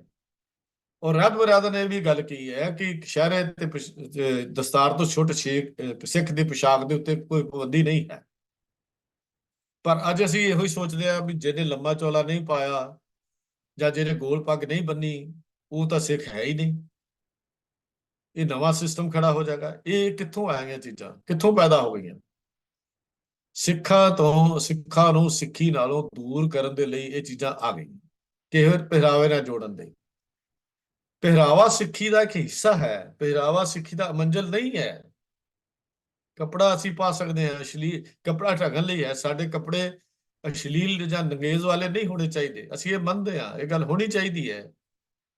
ਪਰ ਕਿਤੇ ਵੀ ਸਾਰੇ ਗੁਰੂ ਗ੍ਰੰਥ ਸਾਹਿਬ ਅੰਦਰ ਸਪੈਸ਼ਲ ਇੱਕ ਬਾਣੇ ਦੇ ਉੱਤੇ ਵੀ ਆਹ ਬਾਣਾ ਪਾ ਕੇ ਭਗਤੀ ਕੀਤੀ ਜਾ ਸਕਦੀ ਹੈ ਜਾਂ ਆਹ ਬਾਣਾ ਪਾਉਣ ਵਾਲਾ ਹੀ ਸਿੱਖ ਹੈ, ਹੋਰ ਕੋਈ ਸਿੱਖ ਹੀ ਨਹੀਂ ਹੋ ਸਕਦਾ। ਇਹ ਤਾਂ ਕਿਤੇ ਮੈਨੂੰ ਗੁਰੂ ਗ੍ਰੰਥ ਸਾਹਿਬ ਅੰਦਰ ਵੀ ਨਹੀਂ ਲੱਭਾ, ਨਾ ਰਹਿਤ ਮਰਿਆਦਾ 'ਚ ਗੱਲ ਲੱਭੀ ਹੈ। ਅੱਜ ਨੌਜਵਾਨ ਨੂੰ ਗੁੰਮਰਾਹ ਕਰਕੇ ਇਸ ਗੱਲ ਦੇ ਨਾਲ ਅਸੀਂ ਜੋੜ ਰਹੇ ਹਾਂ ਕਿ ਲੰਮੇ ਚੋਲੇ ਵਾਲਿਆਂ ਪਹਿਰਾਵੇ ਨੂੰ ਹੀ ਸਿੱਖੀ ਪਹਿਰਾਵਾ ਹੈ, ਹੋਰ ਪਹਿਰਾਵਾ ਕੋਈ ਹੈ ਹੀ ਨਹੀਂ ਹੈ। ਇਹਦੇ ਨਾਲ ਆਉਣ ਦਾ ਭਵਿੱਖ ਦੂਜੇ ਦੇਸ਼ਾਂ ਵਿੱਚ ਵਿਚਰਨ ਵਾਲਿਆਂ ਦਾ ਕੁਝ ਕੁ ਗਿਣਤੀ ਨੂੰ ਛੱਡ ਕੇ ਬਾਕੀਆਂ ਤੇ ਇਹਦਾ ਅਸਰ ਬਹੁਤ ਹੀ ਮਾੜਾ ਪਵੇਗਾ। ਅਗਲੀ ਗੱਲ ਕਰੀਏ, ਸ਼ਬਦ ਗੁਰੂ ਗ੍ਰੰਥ ਸਾਹਿਬ ਜੀ ਨਾਲ ਤੋੜ ਕੇ ਹੋਰ ਗ੍ਰੰਥਾਂ ਨਾਲ ਜੋੜਨਾ। ਹੁਣ ਸਿੱਖ ਰਹਿਤ ਮਰਿਆਦਾ ਵਿੱਚ ਬੜੀ ਗੱਲ ਲਿਖੀ ਹੋਈ ਹੈ, ਸਿੱਖ ਰਹਿਤ ਮਰਿਆਦਾ ਨੂੰ ਵੀ ਛੱਡੀਏ। ਦਸਮ ਪਾਤਸ਼ਾਹ ਗੁਰੂ ਗੋਬਿੰਦ ਸਿੰਘ ਮਹਾਰਾਜ ਦੇ ਅੰਤਮ ਸਮੇਂ ਦੀ ਗੱਲ ਕਰੀਏ ਤਾਂ ਸਤਿਗੁਰੂ ਗੁਰੂ ਗੋਬਿੰਦ ਸਿੰਘ ਮਹਾਰਾਜ ਨੇ ਜਦੋਂ ਅੰਤਮ ਸਮਾਂ ਆਇਆ, ਇਤਿਹਾਸਿਕ ਸਰੋਤ ਇਹ ਗੱਲ ਦੱਸਦੇ ਹਨ ਕਿ ਗੁਰਗੱਦੀ ਦੀ ਜ਼ਿੰਮੇਵਾਰੀ ਸ੍ਰੀ ਗੁਰੂ ਗ੍ਰੰਥ ਸਾਹਿਬ ਨੂੰ ਦਿੱਤੀ ਤੇ ਗੁਰੂ ਪੰਥ ਨੂੰ ਸੌਂਪੀ। ਜੋਤ ਗੁਰੂ ਗ੍ਰੰਥ ਅੰਦਰ, ਜੁਗਤੀ ਗੁਰੂ ਪੰਥ ਅੰਦਰ, ਇਹ ਗੱਲ ਸੌਂਪੀ ਗਈ। ਸ੍ਰੀ ਗੁਰੂ ਗ੍ਰੰਥ ਸਾਹਿਬ ਜੀ ਇੱਕ ਜੋਤ ਸਰੂਪ ਹਨ। ਜੋਤ ਸਰੂਪ ਸਰੀਰ ਨਹੀਂ ਹੁੰਦੀ, ਸਰੀਰ ਦਾ ਕੰਮ ਪੰਥ ਨੇ ਕਰਨਾ ਹੈ। ਜੁਗਤੀ ਜਿਹੜੀ ਪੰਥ ਦਾ ਮਤਲਬ ਸਰੀਰ ਦਾ ਕੰਮ ਪੰਥ ਨੇ ਕਰਨਾ। ਗੁਰੂ ਗ੍ਰੰਥ ਦੇ ਉਪਦੇਸ਼ਾਂ ਨੂੰ ਸੰਸਾਰ ਤੱਕ ਪਹੁੰਚਾਉਣਾ ਪੰਥ ਦੀ ਡਿਊਟੀ ਹੈ, ਪੰਥ ਦਾ ਕੰਮ ਹੈ। ਜੋਤ ਨੇ ਆਪ ਬੋਲ ਕੇ ਜਾਂ ਆਪ ਪ੍ਰਸਾਰ ਨਹੀਂ ਕਰਨਾ। ਹਾਂ, ਜੋਤ ਦਾ ਲਿਖਿਆ ਹੋਇਆ ਸ਼ਬਦ ਨੂੰ ਪੜ੍ਹ ਕੇ ਅਮਲੀ ਰੂਪ ਵਿੱਚ ਅਪਣਾ ਲੈਣ ਨਾਲ, ਜ਼ਿੰਦਗੀ ਵਿੱਚ ਕਬੂਲ ਲੈਣ ਦੇ ਨਾਲ ਉਸ ਜੋਤ ਦਾ ਸਤਿਕਾਰ ਹੈ। ਜਿਹੜੀ ਜੋਤ ਸ੍ਰੀ ਗੁਰੂ ਗ੍ਰੰਥ ਸਾਹਿਬ ਅੰਦਰ ਅਸੀਂ ਕਹਿੰਦੇ ਹਾਂ, ਜੋਤ ਦਾ ਮਤਲਬ ਰੋਸ਼ਨੀ ਹੈ, ਚਾਨਣ ਹੈ, ਗਿਆਨ ਦਾ ਚਾਨਣ ਹੈ, ਇਹ ਗਿਆਨ ਦਾ ਭੰਡਾਰ ਹੈ, ਗਿਆਨ ਦਾ ਸੋਮਾ ਹੈ, ਇਹ ਗਿਆਨ ਦਾ ਕੇਂਦਰ ਹੈ, ਇਹ ਸ੍ਰੀ ਗੁਰੂ ਗ੍ਰੰਥ ਸਾਹਿਬ ਸੱਚੇ ਪਾਤਸ਼ਾਹ ਜੀ। ਔਰ ਅਸੀਂ ਉਹ ਦਸਮ ਪਾਤਸ਼ਾਹ ਜੀ ਨੇ ਜਿਹੜਾ ਜੋਤ ਗੁਰੂ ਗ੍ਰੰਥ ਅੰਦਰ ਰੱਖ ਕੇ ਪੰਥ ਨੂੰ ਉਹਦੀ ਹਜ਼ੂਰੀ ਵਿੱਚ ਖੜਾ ਕਰ ਦਿੱਤਾ ਵੀ ਸਰੀਰ ਦਾ ਕੰਮ ਪੰਥ ਕਰੇਗਾ। ਪਰ ਅਸੀਂ ਸ੍ਰੀ ਗੁਰੂ ਗ੍ਰੰਥ ਸਾਹਿਬ ਜੀ ਨੂੰ ਗੁਰੂ ਮੰਨਣ ਦੀ ਥਾਂ ਦੇ ਉੱਤੇ ਦੂਜੇ ਗ੍ਰੰਥਾਂ ਨੂੰ, ਜਿਹਨੂੰ ਅਸੀਂ ਦਸਮ ਗ੍ਰੰਥ ਦਾ ਨਾਮ ਵੀ ਕਹਿ ਦਿੰਦੇ ਹਾਂ, ਉਹਨੂੰ ਗੁਰੂ ਦਾ ਦਰਜਾ ਦੇ ਰਹੇ ਹਾਂ। ਦਸਮ ਗ੍ਰੰਥ, ਮੈਂ ਪਹਿਲਾਂ ਬੇਨਤੀ ਕਰ ਦਿੱਤੀ, ਇਹਦੇ ਰਚਨਾ ਬਾਰੇ ਮਤਭੇਦ ਪੰਥ ਵਿੱਚ ਸ਼ੁਰੂ ਤੋਂ ਚੱਲਦੇ ਆਏ ਹਨ। ਕੋਈ ਵੀ ਗ੍ਰੰਥ ਸਤਿਕਾਰਯੋਗ ਹੋ ਸਕਦਾ ਹੈ ਜੇ ਉਹਦੇ ਚ ਸਿਧਾਂਤਾਂ ਮੁਤਾਬਕ ਗੱਲ ਹੋਵੇ, ਗੁਰੂ ਗ੍ਰੰਥ ਸਾਹਿਬ ਦੇ ਮੁਤਾਬਕ ਗੱਲ ਹੋਵੇ, ਸਤਿਕਾਰਯੋਗ ਹੈ। ਪਰ ਜਿਸ ਗ੍ਰੰਥ ਅੰਦਰ ਸ੍ਰੀ ਗੁਰੂ ਗ੍ਰੰਥ ਸਾਹਿਬ ਜੀ ਦੇ ਸਿਧਾਂਤਾਂ ਦੀ ਉਲੰਘਣਾ ਕੀਤੀ ਗਈ ਹੋਵੇ, ਉਸ ਗ੍ਰੰਥ ਨੂੰ ਸਤਿਕਾਰਯੋਗਤਾ ਕੀ ਉਹਨੂੰ ਮੰਨਿਆ ਵੀ ਨਹੀਂ ਜਾ ਸਕਦਾ। ਪਰ ਅੱਜ ਹੈਰਾਨੀ ਦੀ ਗੱਲ ਇਹ ਹੈ ਵੀ ਸਾਡੇ ਤਖਤ ਸਾਹਿਬਾਨ ਦੇ ਉੱਤੇ ਹਜ਼ੂਰ ਸਾਹਿਬ, ਪਟਨਾ ਸਾਹਿਬ, ਇਹ ਗ੍ਰੰਥਾਂ ਦਾ ਪ੍ਰਕਾਸ਼ ਕੀਤਾ ਜਾਂਦਾ। ਕੇਵਲ ਪ੍ਰਕਾਸ਼ ਹੀ ਨਹੀਂ ਕੀਤਾ ਜਾ ਰਿਹਾ, ਉਹਨਾਂ ਦੇ ਹੁਕਮ ਲਿਖ ਕੇ ਵੀ ਉੱਥੇ ਬਾਹਰ ਹੁਕਮ ਹੀ ਲਿਖੇ ਜਾਂਦੇ ਹਨ। ਜਿਵੇਂ ਅਸੀਂ ਗੁਰੂ ਗ੍ਰੰਥ ਸਾਹਿਬ ਤੋਂ ਆਇਆ ਹੋਇਆ ਹੁਕਮ ਨੂੰ ਲਿਖਦੇ ਹਾਂ, ਇਸੇ ਤਰ੍ਹਾਂ ਹੀ ਇਹ ਇਸ ਗ੍ਰੰਥ ਦੇ ਆਏ ਹੁਕਮ ਵੀ ਉੱਥੇ ਲਿਖੇ ਜਾਂਦੇ ਹਨ। ਕੀ ਇਹ ਸੱਚਮੁੱਚ ਅਸੀਂ ਗੁਰੂ ਗ੍ਰੰਥ ਸਾਹਿਬ ਦੇ ਸ਼ਰੀਕ ਪੈਦਾ ਕਰ ਰਹੇ ਹਾਂ? ਵਿਚਾਰਨ ਵਾਲੀ ਗੱਲ ਹੈ। ਇੱਕਾ ਬਾਣੀ ਇੱਕ ਗੁਰੂ ਦੀ ਗੱਲ ਅਸੀਂ ਜਦੋਂ ਕਰਦੇ ਹਾਂ, ਕਿ ਉਹ ਸਾਨੂੰ ਅੱਜ ਸਮਝ ਨਹੀਂ ਆ ਰਹੀ, ਸਾਨੂੰ ਵਿਚਾਰ ਨਹੀਂ ਗੱਲ ਸਮਝ ਨਹੀਂ ਆਉਂਦੀ ਵੀ ਇੱਕਾ ਬਾਣੀ ਇੱਕ ਗੁਰੂ ਦੀ ਗੱਲ ਅਸੀਂ ਕੀਤੀ ਹੈ, ਇੱਕੋ ਸ਼ਬਦ ਵਿਚਾਰ ਦੀ ਅਸੀਂ ਗੱਲ ਕੀਤੀ ਹੈ, ਗੁਰਸਿੱਖਾਂ ਇੱਕਾ ਪਿਆਰ, ਗੁਰਮਿੱਤਾਂ ਪੁੱਤਾਂ ਭਾਈਆਂ, ਉਹ ਕਿੱਥੇ ਗਈ ਗੱਲ, ਕਿੱਥੇ ਜਾਏਗੀ? ਇਹ ਤਾਂ ਵੰਡੀਆਂ ਪਾ ਦਿੱਤੀਆਂ ਕੌਮ ਦੇ ਵਿੱਚ, ਕੌਮ ਦਫਾੜ ਹੋ ਕੇ ਹੋਈ ਅੱਜ ਖੜੀ ਹੋ ਗਈ। ਕੋਈ ਇੱਕ ਪਾਸੇ ਨੂੰ ਤੁਰਦਾ ਹੈ, ਕੋਈ ਦੂਜੇ ਪਾਸੇ ਤੁਰਿਆ ਜਾਂਦਾ ਹੈ, ਕੋਈ ਕਿਸੇ ਪਾਸੇ ਨੂੰ ਮੂੰਹ ਰੱਖਿਆ, ਕਿਸੇ ਨੇ ਕਿਸੇ ਪਾਸੇ ਨੂੰ ਮੂੰਹ ਕਰ ਲਿਆ। ਜੇ ਸਾਡੇ ਗੁਰੂ ਗੁਰੂ ਗ੍ਰੰਥ ਸਾਹਿਬ ਜੀ ਹਨ, ਸ਼ਬਦ ਗੁਰੂ ਰੂਪ ਹਨ, ਜਿਸ ਨੂੰ ਗੁਰੂ ਸਾਹਿਬ ਜੀ ਨੇ ਵਾਹ ਵਾਹ ਬਾਣੀ ਨਿਰੰਕਾਰ ਹੈ ਤਿਸ ਜੀਵਨ ਅਵਰ ਨਾ ਕੋਈ ਦੀ ਗੱਲ ਕੀਤੀ, ਇੱਥੇ ਵਾਹ ਵਾਹ ਬਾਣੀ ਨਿਰੰਕਾਰ ਰੂਪ ਦੀ ਗੱਲ ਕੀਤੀ ਹੈ, ਤਾਂ ਬਾਣੀ ਨਿਰੰਕਾਰ ਸਰੂਪ ਹੈ, ਉਹਦੀ ਗੱਲ ਕੀਤੀ ਹੈ। ਸਤਿਗੁਰੂ ਪਾਤਸ਼ਾਹ ਜੀ ਨੇ ਤਾਂ ਗੁਰਬਾਣੀ ਨੂੰ ਇੱਕ ਐਸਾ ਦਰਜਾ ਦਿੱਤਾ, ਜੈਸੀ ਮੈਂ ਆਵੇ ਖਸਮ ਕੀ ਬਾਣੀ ਤੈਸਰਾ ਕਰੀ ਗਿਆਨ ਬਿਲਾ ਲੋ, ਹੂੰ ਆਪੂ ਬੋਲਣਾ ਜਾਣਦਾ ਮੈਂ ਕਿਹਾ ਸਭ ਹੁਕਮਾਓ ਜੀਓ। ਕਿੰਨੀਆਂ ਗੱਲਾਂ, ਕਿੰਨੇ ਪਰਮਾਨ ਹਨ। ਤੇ ਇਹੋ ਗੱਲ ਭਗਤ ਕਬੀਰ ਜੀ ਵੀ ਕਹਿੰਦੇ, ਲੋਕ ਜਾਣੇ ਇਹ ਗੀਤ ਹੈ, ਇਹ ਤੋਂ ਬ੍ਰਹਮ ਵਿਚਾਰ। ਇਹ ਤਾਂ ਬ੍ਰਹਮ ਦੀ ਵਿਚਾਰ ਹੈ ਜੋ ਸ੍ਰੀ ਗੁਰੂ ਗ੍ਰੰਥ ਸਾਹਿਬ ਹੈ। ਇਹ ਆਮ ਗੀਤ ਨਹੀਂ ਹੈ, ਆਮ ਬੋਲੀ ਨਹੀਂ ਹੈ, ਇਹ ਆਮ ਵਿਚਾਰ ਵਾਲੀ ਗੱਲ ਨਹੀਂ ਹੈ। ਜਿਸ ਨੇ ਕਰਤੇ ਦੇ ਘਰ ਵਿੱਚ ਜਾਣਾ ਹੈ, ਜਿਸ ਨੇ ਕਰਤੇ ਦੇ ਘਰ ਨੂੰ ਮਿਲਣਾ ਹੈ, ਜਿਸ ਨੇ ਕਰਤੇ ਨਾਲ ਮਿਲਾਪ ਕਰਨਾ, ਉਹਨੂੰ ਸ੍ਰੀ ਗੁਰੂ ਗ੍ਰੰਥ ਸਾਹਿਬ ਜੀ ਦੀ ਬਾਣੀ ਦਾ ਸਿਧਾਂਤ ਸਮਝਣਾ ਹੀ ਪਵੇਗਾ। ਪਰ ਅੱਜ ਕੀ ਇਹਨਾਂ ਗ੍ਰੰਥਾਂ ਨਾਲ ਸਾਨੂੰ ਜੋੜ ਕੇ ਤੇ ਕੀ ਅਸੀਂ ਜਿਹੜੇ ਅਨਮਤੀ ਗ੍ਰੰਥ ਹਨ ਜਾਂ ਦੂਜੇ ਧਰਮਾਂ ਦੇ ਗ੍ਰੰਥ ਹਨ, ਜਾਂ ਜਿਨ੍ਹਾਂ ਦੇ ਵਿੱਚ ਗੁਰੂ ਗ੍ਰੰਥ ਸਾਹਿਬ ਜੀ ਦੇ ਅਗੇਂਸਟ ਵਿਚਾਰਧਾਰਾ ਲਿਖੀ ਗਈ ਹੈ, ਕਿ ਉਹ ਸਿੱਖੀ ਦੇ ਜਿਸ ਤੇ ਜੋੜ ਸਕਣਗੇ? ਸਮੱਸਿਆ ਹੈ ਬੜੀ ਵੱਡੀ। ਔਰ ਨੌਜਵਾਨ ਧੜਾ ਧੜ ਅੱਜ ਇਸ ਬਾਣੀ ਇਹਦੀਆਂ ਰਚਨਾਵਾਂ ਨੂੰ ਪੜ੍ਹਨ ਵਿੱਚ ਲੱਗੇ ਹੋਏ ਨੇ। ਬੜੀ ਹੈਰਾਨੀ ਦੀ ਗੱਲ ਹੈ ਵੀ 1430 ਅੰਕ ਜਾਂ 29 ਅੰਕ ਸ੍ਰੀ ਗੁਰੂ ਗ੍ਰੰਥ ਸਾਹਿਬ ਜੀ ਦੇ ਰਾਗਮਾਲ ਬਾਰੇ ਮਤਭੇਦ ਹਨ। ਪੜ੍ਹਨਾ ਚਾਹੁੰਦਾ ਕੋਈ ਪੜ੍ਹ ਲਵੇ, ਜਿਹਨੇ ਨਹੀਂ ਪੜ੍ਹਨਾ ਨਾ ਪੜ੍ਹੇ। ਪੰਥ ਨੇ ਉਹਦੇ ਤੇ ਪਾਬੰਦੀ ਨਹੀਂ ਲਾਈ, ਪਰ 1429 ਅੰਕ ਤਾਂ ਐਸੇ ਹਨ ਜਿਹੜੇ ਹਰ ਸਿੱਖ ਨੂੰ ਪੜ੍ਹਨੇ ਜ਼ਰੂਰੀ ਹਨ। ਔਰ ਸਤਿਗੁਰੂ ਜੀ ਇੱਕ ਓਂਕਾਰ ਤੋਂ ਗੱਲ ਸ਼ੁਰੂ ਕਰਕੇ ਨਾਨਕ ਨਾਮ ਮਿਲੇ ਤਾਂ ਜੀਵਾ ਤਨ ਮਨ ਥੀਵੇ ਹਰਿਆ ਤੱਕ ਸਾਨੂੰ ਗੱਲ ਸਮਝਾਉਂਦੇ ਨੇ। ਉਹ ਸਾਰੇ ਗੁਰੂ ਗ੍ਰੰਥ ਸਾਹਿਬ ਅੰਦਰ ਜੀਵਨ ਦੀ ਉਹ ਜੀਵਨ ਜਾਚ ਦੱਸੀ ਗਈ ਹੈ ਜਿਹੜੀ ਅਸੀਂ ਕਿਤੋਂ ਹੋਰ ਪ੍ਰਾਪਤ ਕਰ ਵੀ ਨਹੀਂ ਸਕਦੇ। ਤਾਂ ਕੀ ਅਸੀਂ ਸ੍ਰੀ ਗੁਰੂ ਗ੍ਰੰਥ ਸਾਹਿਬ ਦਾ ਅਧਿਐਨ ਕਰ ਲਿਆ, ਸਾਨੂੰ ਹੋਰ ਗ੍ਰੰਥ ਪੜ੍ਹਨ ਦੀ ਲੋੜ ਪੈ ਗਈ? ਜਿੰਨੀ ਕੁ ਬਾਣੀ ਪੰਥ ਨੇ ਪ੍ਰਵਾਨ ਕਰ ਦਿੱਤੀ, ਉਨੀ ਅਸੀਂ ਰੋਜ਼ ਪੜ੍ਹਦੇ ਹਾਂ, ਉਹਦਾ ਪਾਠ ਵੀ ਕਰਦੇ ਹਾਂ, ਅਸੀਂ ਉਹਤੇ ਸ਼ੰਕਾ ਵੀ ਨਹੀਂ ਕਰਦੇ, ਇਸ ਕਰਕੇ ਕਿ ਪੰਥ ਦੀ ਪ੍ਰਵਾਨਿਤ ਰਚਨਾਵਾਂ ਹਨ ਜਿਹੜੀਆਂ ਕੀਤੀਆਂ ਹੋਈਆਂ। ਪਰ ਬਾਕੀ ਜਿਹੜੀਆਂ ਰਚਨਾਵਾਂ ਨੂੰ ਪੰਥ ਨੇ ਵੀ ਇਹ ਲਿਖ ਦਿੱਤਾ ਵੀ ਦਸਮ ਪਾਤਸ਼ਾਹ ਦੀ ਕ੍ਰਿਤ ਨਹੀਂ ਹੈ, ਤਾਂ ਫਿਰ ਉਹਦੇ ਉੱਤੇ ਇੰਨਾ ਭਰੋਸਾ ਰੱਖਣਾ, ਇੰਨਾ ਵਿਸ਼ਵਾਸ ਰੱਖਣਾ ਕਿ ਨੌਜਵਾਨ ਨੂੰ ਸਿੱਖੀ ਤੋਂ ਤੋੜਨਾ ਨਹੀਂ ਹੈ, ਇੱਕ ਬਹੁਤ ਵੱਡੀ ਚੁਣੌਤੀ ਸਾਡੇ ਸਾਹਮਣੇ ਬਣ ਕੇ ਖੜੀ ਹੈ।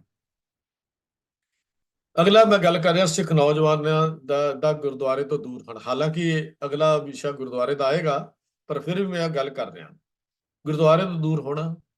ਗੱਤਕਾ ਖੇਡਣ ਲਈ ਸਿੱਖ ਚਲੇ ਜਾਂਦੇ ਨੇ, ਬੱਚੇ ਜਾਂਦੇ ਹਨ, ਪਰ ਗੁਰਦੁਆਰੇ ਮੱਥਾ ਟੇਕ ਕੇ ਨਹੀਂ ਜਾਂਦੇ।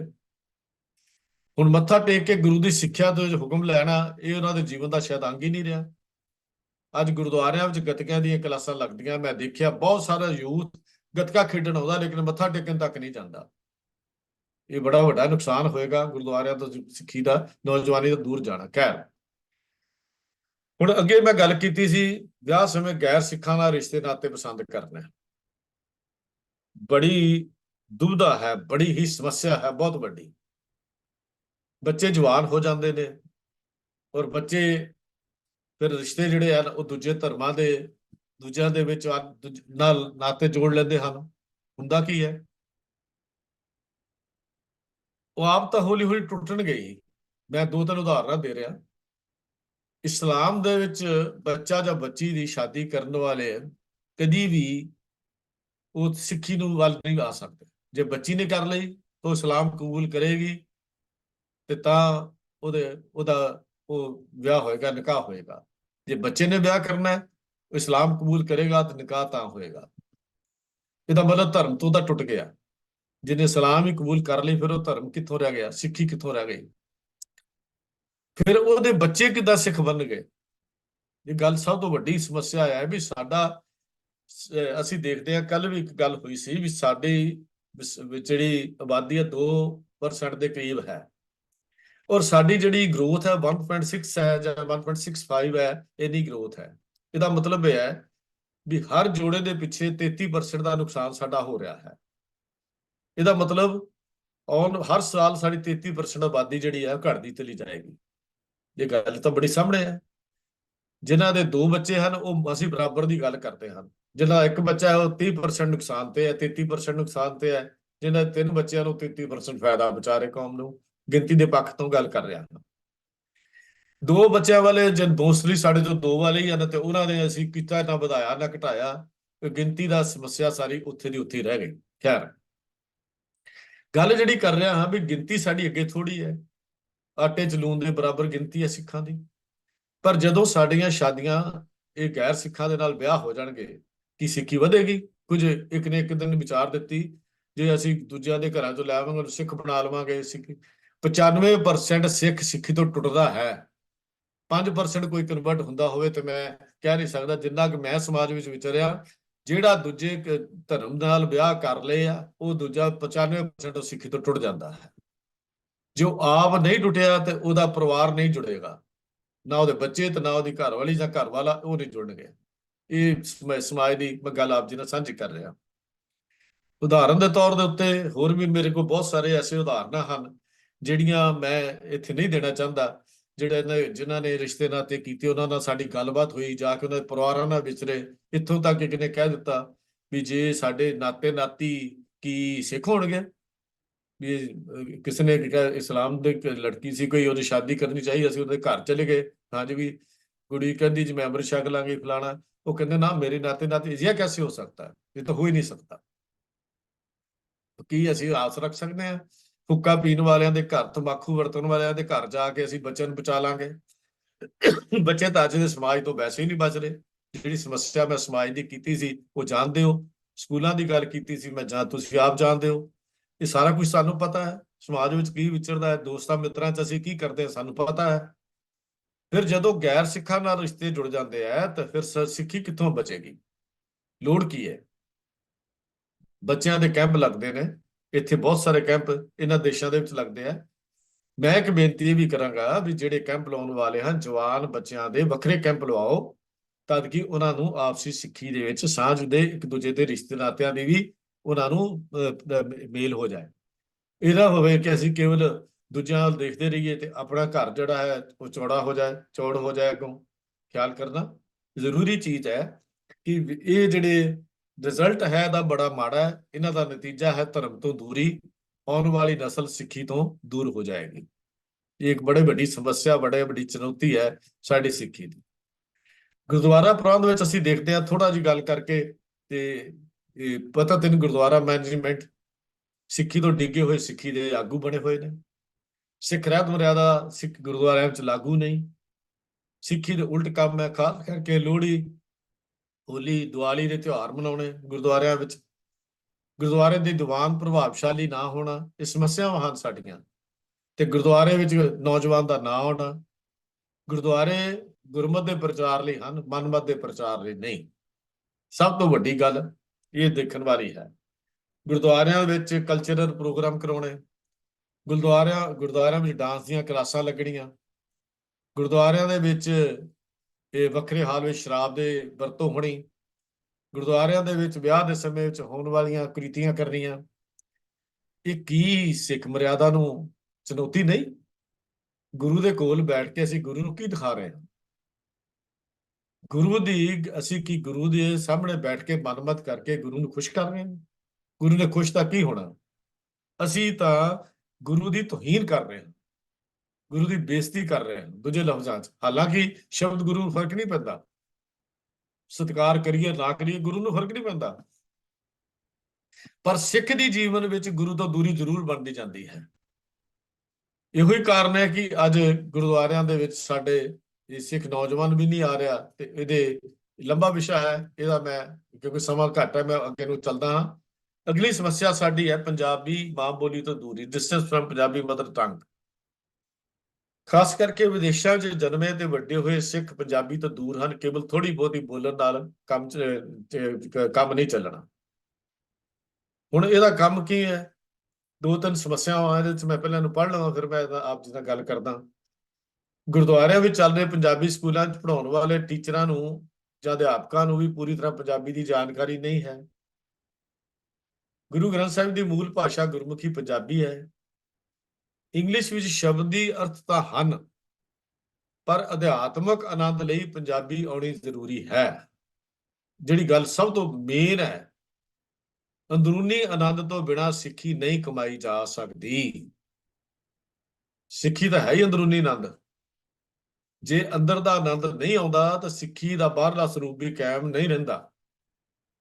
ਖਿਆਲ ਕਰਨਾ, ਇਹ ਅੰਦਰਲਾ ਆਨੰਦ ਸਾਨੂੰ ਬਾਹਰੀ ਸਰੂਪ ਨਾਲ ਵੀ ਜੋੜਦਾ ਹੈ, ਗੁਰੂ ਪ੍ਰਤੀ ਭਾਵਨਾ ਪੈਦਾ ਕਰਦਾ ਹੈ, ਗੁਰੂ ਪ੍ਰਤੀ ਸਤਿਕਾਰ ਪੈਦਾ ਕਰਦਾ ਹੈ, ਗੁਰੂ ਪ੍ਰਤੀ ਸ਼ਰਧਾ ਪੈਦਾ ਕਰਦਾ ਹੈ, ਔਰ ਗੁਰੂ ਦੇ ਉਪਦੇਸ਼ਾਂ ਨੂੰ ਮੰਨਣ ਦੀ ਗੱਲ ਸਾਨੂੰ ਸਮਝਾਉਂਦਾ ਹੈ। ਅੰਦਰ ਦਾ ਆਨੰਦ ਜਦ ਅੰਦਰੂਨੀ, ਮੈਂ ਸ਼ੁਰੂ ਵੀ ਇੱਥੋਂ ਕੀਤਾ ਸੀ ਵੀ ਅੰਦਰੂਨੀ ਆਨੰਦ ਤੋਂ ਬਿਨਾਂ ਸਿੱਖੀ ਕਮਾਉਣੀ ਨਹੀਂ ਜਾ, ਪ੍ਰਚਾਰ ਤੱਕ ਪਾਸੇ ਰਿਹਾ, ਸਿੱਖੀ ਕਮਾਈ ਨਹੀਂ ਜਾ ਸਕਦੀ। ਹੁਣ ਅੰਗਰੇਜ਼ੀ ਦੇ ਸਾਡੇ ਕੋਲ ਟ੍ਰਾਂਸਲੇਸ਼ਨ ਬਹੁਤ ਮਿਲਦੀਆਂ ਹਨ।